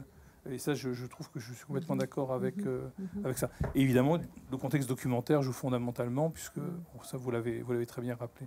Voilà, donc c'était vraiment pour prolonger tout ce que vous avez très bien dit par ailleurs. Merci beaucoup. Dire que vu du Moyen-Âge, tu étais d'accord avec la démarche. Guillaume, tu voulais reposer une question Si personne n'en a. Oui, c'est peut-être la question que je reformule, en fait, une question que j'ai posée, parce que j'y tiens, sinon c'est moi qui ne vais pas dormir ce soir. C'est qui et comment on a enfoui ça, indépendamment de l'historiographie, c'est-à-dire il y a quand même un moment de transition dans votre travail qui est supposé, c'est-à-dire il y a un moment où on aurait oublié quelque chose, et c'est plus fort que simplement les historiens. J'ai l'impression que c'est un programme politique, étatique, etc., ou un changement normatif de grande ampleur qui fait que ces catégories de la contestation et ces formats de la contestation disparaissent ou disparaîtraient. Donc ça, j'aimerais savoir si vous le qualifiez. J'avais enfouir la question. Mais... Non, parce que je me demande s'il y a des résurgences possibles. Moi, j'ai peut-être c'est une manière d'escamoter la question de la temporalité et de la grande transformation auquel manifestement vous voulez me ramener. Mais non, mais de la modernisation. Mais je pense que pour moi, c'est très clair que ce processus de construction du bilot, c'est-à-dire d'oubli, de refus, d'oubli, de délégitimation, etc., est un processus constant. Enfin, c'est vraiment... je pense qu'il y a des moments historiques. Et je pense que les moments choisis dans l'analyse de Thompson sont des moments clés. Hein. La deuxième moitié du XVIIIe siècle, la première, les années 30 pour Thompson, sont des moments clés dans lesquels un certain nombre de facteurs se agglutinent quelque part. Mais je pense que ce processus, et là pour moi c'est évident, ça tient aussi à qu'est-ce qu'est notre métier d'historien. C'est une manière aussi de lire le journal. Mais je pense que c'est un processus continu. Et c'est une sorte d'alerte constante. D'alerte constante, je dirais. Parce que je pense que en réfléchissant, on peut trouver des processus de délégitimation de droit, qui, mais dans le langage courant, on dit mais on avait le droit de faire ça, on n'en a plus. C'est quelque chose qui est une alerte, voilà, qui est une position d'alerte. Moi, pour le coup, j'ai pas lu le texte comme toi, Guillaume, et j'étais aussi surpris de la question parce que je pense que la question de la temporalité, et disons du fait qu'à des moments donnés, des formes d'action deviennent impossibles ou des groupes constitués disparaissent, me semble... Il doit y avoir des temporalités dans le temps long, mais pour le coup, je n'avais pas pensé à les associer au basculement de la fin du 18e au début du 19e, parce que voyant les choses, par exemple, là aussi, en tant qu'historien du Moyen-Âge, plutôt vers l'avant, je pense que des phénomènes qui sont ceux que décrit Thompson, on en connaîtrait pour des groupes ou pour des situations médiévales bien avant. C'est pas disons, je pense pas que le bilot soit, disons, une sorte de où le type de conflictualité décrit par Michela soit quelque chose de stable dans les sociétés d'Ancien Régime et qui du jour au lendemain disparaissent parce qu'on passe dans un autre espace public et juridique. Je pense plutôt qu'effectivement il y a des choses, par exemple au moment de la grande transformation féodale, disons, du XIe, XIIe siècle, il y a des choses entières qui disparaissent à ce moment-là. par exemple la paysannerie libre, quoi, enfin les haletiers, quasiment. Or, c'est des gens qui deviennent franchement bilots, voire non existants, alors qu'en même temps, ça n'est pas la plus petite de la paysannerie, puisqu'au contraire, c'était plutôt, disons, les coulacs du XIe siècle, quoi, mais qui tombent dans la trappe, disons, de la constitution d'un nouveau rapport social dans les campagnes de Or, ce processus-là, il apparaît à un moment donné, il peut même être documenté de façon très difficile, mais disons qu'on le voit puisque les historiens l'ont reconstitué. Or, il n'est pas lié à l'irruption, par exemple, d'une nouvelle forme de normativité ou d'une nouvelle forme, disons, d'agentivité garantie par l'État comme au 18e, 19e. Alors, c'est peut-être pas sur le Bilot, et c'est là où il y a peut-être un malentendu dans ma question, parce que c'est cette étrange confluence en termes de périodisation entre précisément une justice sommaire connotée positivement et qui bascule dans la connotation négative, et d'une pauvreté qui n'était pas du tout, qui n'avait pas la même sémantique et la même acception, et qui bascule dans un registre plus étroit finalement de définition. C'est cette confluence que chronologiquement quand même obéit à une périodisation assez proche, et qui fait que malgré tout, il y a des choses qu'on a perdues. Et c'est ce que vous dites. Donc moi, ce qui m'intéresse dans cela aussi, dans la question, c'était quel est le rapport de force politique qui explique que un groupe, je ne sais pas, ou des individus, un ensemble de relations, est entraîné cette disparition. Comment ces disparitions adviennent? Et ça, c'est une question qui, malgré tout, me semble devoir, peut-être être... il n'y a sans doute pas une réponse univoque, mais en tout cas, elle peut être traitée, enquêtée. Et bien sûr. Non, mais surtout qu'il y a cette correspondance, enfin... Il m'insulte. Pas du tout. En fait, tu viens de restreindre le champ à une question de moderniste très spécifique, alors que nous, on pensait que tu posais une question méthodologique très générale au départ. Bon, je vais y répondre avec des généralités, donc pour me sauver, etc. Mais non, mais je pense que que vous avez raison. Que vous avez raison. Enfin. C'est-à-dire sur des points, par exemple. Je parle de la justice sommaire. Je parle de la justice sommaire et je parle d'une justice donc, qui n'est ni populaire, etc., mais qui est un témoin d'un pluralisme juridique.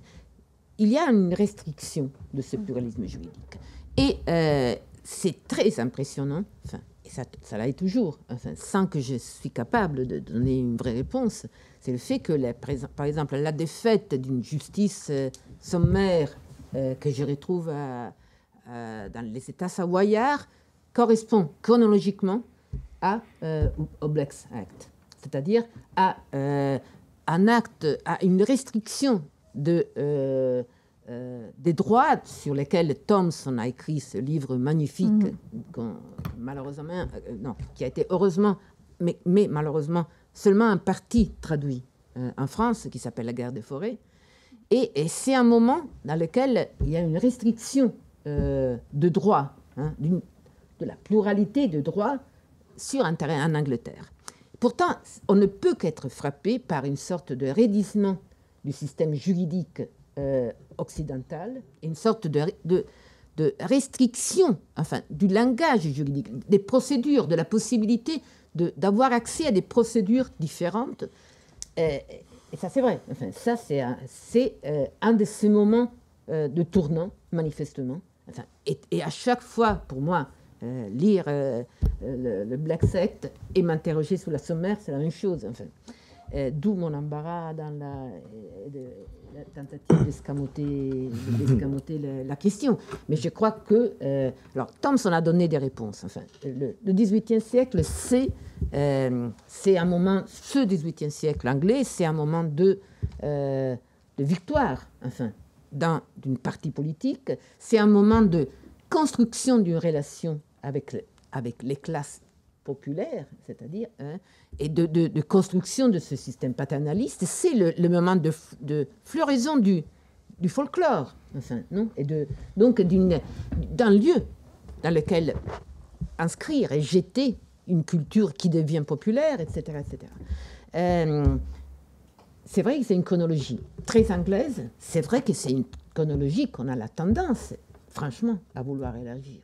Alors, comment, en même temps, donc, donner raison d'une chronologie aussi large à partir de situations sans faire recours à des catégories qui paraissent un peu creuses, du genre capitalisme, révolution industrielle, etc. etc. L'emprise de l'État. Juste là-dessus, quand même, pour sortir d'histoire moderne, effectivement, ces questions de pluralisme juridique, je pense que par exemple dans l'histoire, alors je ne connais pas très bien, je ne suis pas spécialiste du droit russe, hein, mais dans la fin du 19e siècle russe, il y a un pluralisme juridique évident, enfin Jane Burbank ou Michel Tissier l'ont bien étudié. Et je ne sais pas si on pourrait l'interpréter comme ça, mais si on voit dans certaines périodes soviétiques, et on parle aussi avec notre collègue Juliette Cadio qui travaille là-dessus, il y a des tentatives d'établissement de pluralisme juridique, mais qui viennent d'en haut. Et je pense un peu, par exemple, aux tribunaux des camarades que cherche à mettre Khrouchtchev en place pour un certain nombre de petits délits, etc. Dans cette idée que c'est la société elle-même qui doit juger et non pas les juges, etc. Et j'ai l'impression qu'il y a des expériences, justement, enfin des expériences, c'est pas le terme, hein, mais des moments, justement, totalement extérieurs à cette histoire moderne, où il y a des formes de pluralisme juridique qui seraient établies et redisparaissent. Voilà, tout à fait. Et, mais plutôt là, impulsé d'en haut, enfin, et à la limite, impulsé d'en haut, et qu'on peut suivre peut-être mieux qu'en histoire moderne, parce qu'il y a énormément de textes là-dessus, il y a une théorisation, et en plus, il y a tout ce qui s'est passé, quoi. Et ça serait peut-être intéressant de confronter, en fait, ces épisodes. Voilà, mais aussi la procédure sommaire était dans... Je veux dire, encore une fois, c'est une histoire interne au droit, quelque part, et à ses capacités. Mais si on pense au 19e siècle et aux travaux d'Alain Coutreau autour de Prud'homme, c'est une histoire, encore une fois, d'une forme de pluralisme juridique que, comme par hasard, fonctionnait exactement sur les principes de ces justices sommaires, marchandes, etc., qui ont largement perdu des batailles de légitimité. Et donc, encore une fois, on est renvoyé à une sorte d'alerte constante, enfin, sur ces disparitions. Est-ce qu'il y a encore... Juste une petite remarque aussi, en plus. Non, c'était une réaction à ce que vous disiez sur l'histoire médiévale et sur médiéviste, sur l'écran historiographique par rapport au peuple. Enfin, là, je vais revenir aussi encore à ma période, mais moi, je me rappelle à quel point il peut y avoir des écrans forts. Je me rappelle, il y a, je sais pas, notre collègue maintenant, Nathalie Moine, qui avait écrit à l'époque une thèse qui s'appelait Le petit peuple urbain. C'était sur le petit peuple urbain, Moscou, etc. Et je me souviens à quel point ça avait été une sorte de découverte, enfin complètement de rupture historiographique, parce qu'effectivement, il y avait un écran historiographique, parce que tout était peuple en URSS, où rien n'était peuple. Mais il y avait cet écran historiographique très très fort. Et pour aller redécouvrir ça, alors effectivement, ça passait beaucoup par les relations, ça passait beaucoup par des petits phénomènes locaux qui permettaient de voir apparaître ça. Mais effectivement, le terme écran historiographique est très fort. C'est-à-dire, c'était marqué par un regard qui était porté effectivement à la fois politique, mais pas que politique, qui faisait échapper en fait cette notion. Et je pense que si elle avait utilisé le terme petit peuple, c'était bien, parce que comme tous les peuples, il fallait trouver autre chose. Voilà. Et donc on créait quelque chose de... Mais je pense que c'est... Ouais. Alors, une dernière question. J'avais deux petites curiosités en t'entendant. La première, c'est au tout début de ton exposé, c'est quand tu as redit l'instant escamoté, que ça m'y a refait penser. Tu as parlé de la perspective spatiale et donc de ce passage de l'histoire des classes à l'histoire des places, comme d'un escamotage. Et tu as été assez allusive sur ce point, et donc je voulais te demander d'expliciter ce qui avait été escamoté. Ouais. Voilà. Et puis l'autre point, évidemment l'accent a été beaucoup mis dans cette discussion que nous avons eue sur l'enfouissement, sur l'oubli et donc sur l'échec d'un certain nombre de cultures ou de revendications de droits alternatifs. Et je me posais la question sur les espaces peut-être interstitiels, mais qui pourraient aller dans le sens d'une explicitation de la grande transformation, de leur succès. C'est-à-dire, est-ce qu'il n'y a pas un par le bas qui fait émerger, je dirais, des types d'actions collectives extrêmement locales. J'en ai deux qui me viennent à l'esprit, je vais expliciter pour me faire comprendre, si on prend le bas, non pas si seulement comme ce qui a été enfoui, l'insuccès, la bataille perdue, mais si on le prend comme ce qui très banalement et ordinairement, à un moment donné circonstanciel et très localisé, mobilise des acteurs dont, par une petite chance, l'historien parvient à en avoir la trace, parce que ce n'est pas évident, parce que ça vient par le bas, mais par un bas informel, c'est-à-dire celui qui ne trouve pas immédiatement la voie d'accès pour se faire entendre par l'iter institutionnel ordinaire. Par exemple, celui du recours qui a son parcours institutionnel. Voilà. Deux petits exemples. Lorsque, après la révolte et puis la réforme de police qui l'a suit à Madrid en 1768, sont mis en place de petits officiers du contrôle social, qui sont des petits agents de police, on appelle les alcaldes des barrios, dans les quartiers. Il leur est fait explicitement, qui sont des agents populaires, issus d'un vote populaire, il leur est fait explicitement interdiction de se représenter comme un corps, et donc de faire valoir des droits qui leur seraient propres. Mais ils le font quand même, de façon régulière, en exprimant des revendications, non seulement sur leurs conditions, mais sur l'exercice de leurs tâches et de leurs fonctions. Et ce faisant, la catégorie émerge dans une pré-professionnalisation, voilà, et une voie d'ascension sociale. C'est bien pour moi une expression par le bas, même s'il s'agit là d'un bas qui n'est pas extrêmement bas en termes de conditions sociales. Enfin, je ne sais pas si on peut entendre le bas par là aussi, enfin comme cela.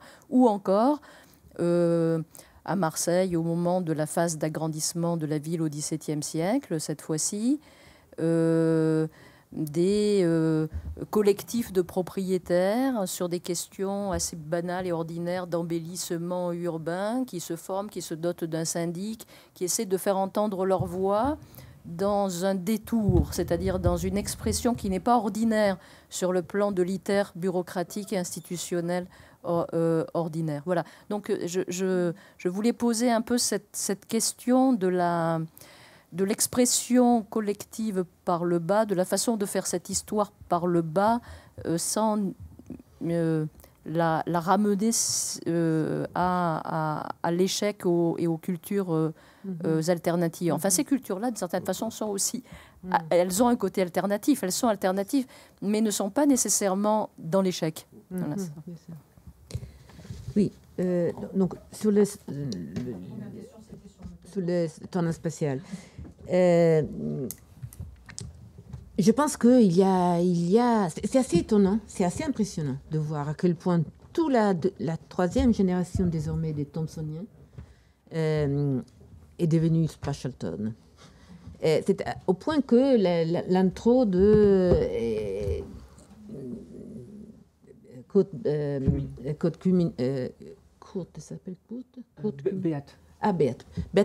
Cumming, par exemple, le livre de Beat Cumming est introduit par Jim Scott, c'est-à-dire il demande à Jim Scott de faire une introduction, et Jim Scott explicite aussi le fait que finalement c'est une manière de faire une histoire sociale qui ne passe pas par ces catégories et cette opposition. Filippo De Vivo le dit par exemple explicitement, il dit c'est une manière d'affiner une étude des relations entre groupes sociaux qui ne passe pas par les catégories du haut et du haut du bas. Enfin, dans le cas de Filippo De Vivo, c'est très bien réussi. Enfin, c'est une analyse, comme je dis dans l'article, c'est une analyse fine de comment des formes de communication et de communication politique se font dans des lieux mettant en communication des individus différents, etc., etc.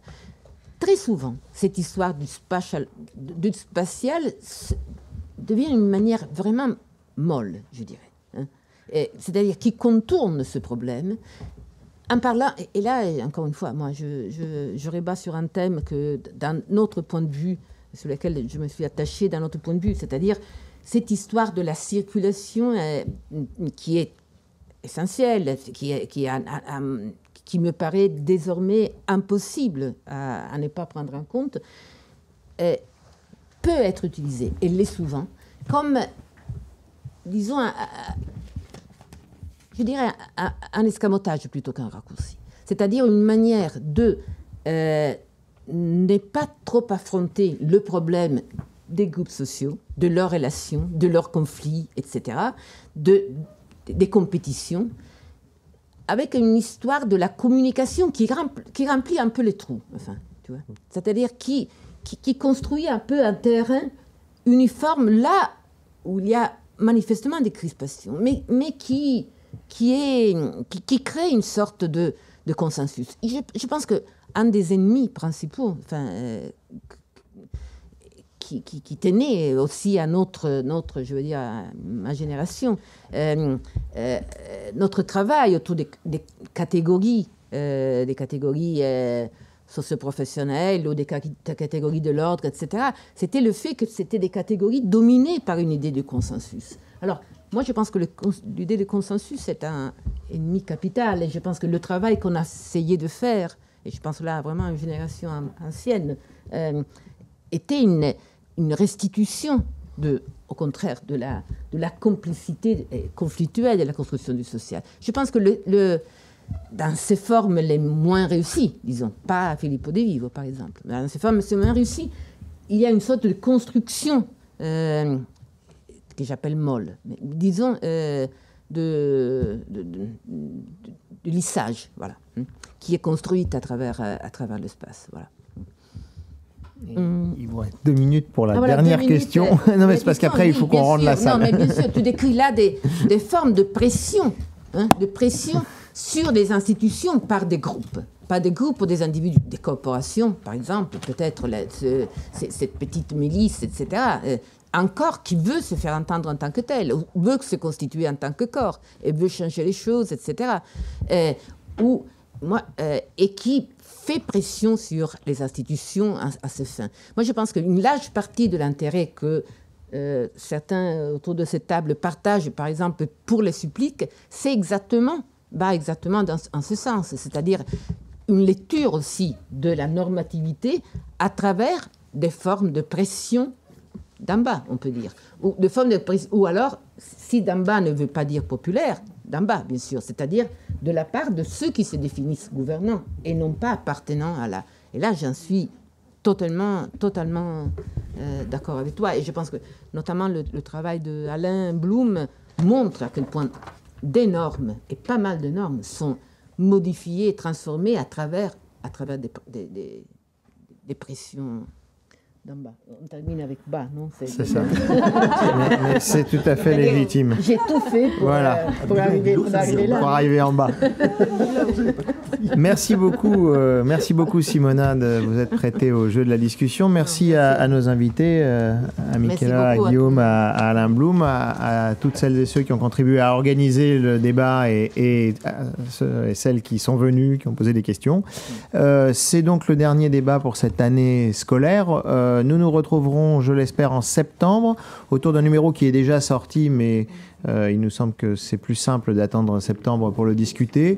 Un numéro dans lequel vous retrouverez d'ailleurs Juliette Cadio sur les avocats soviétiques qui a été évoqué tout à l'heure par Alain Blum, mais avec en particulier un dossier sur les géographies de la Première Guerre mondiale, qui là aussi discute le Special Turn, mais sous un autre angle.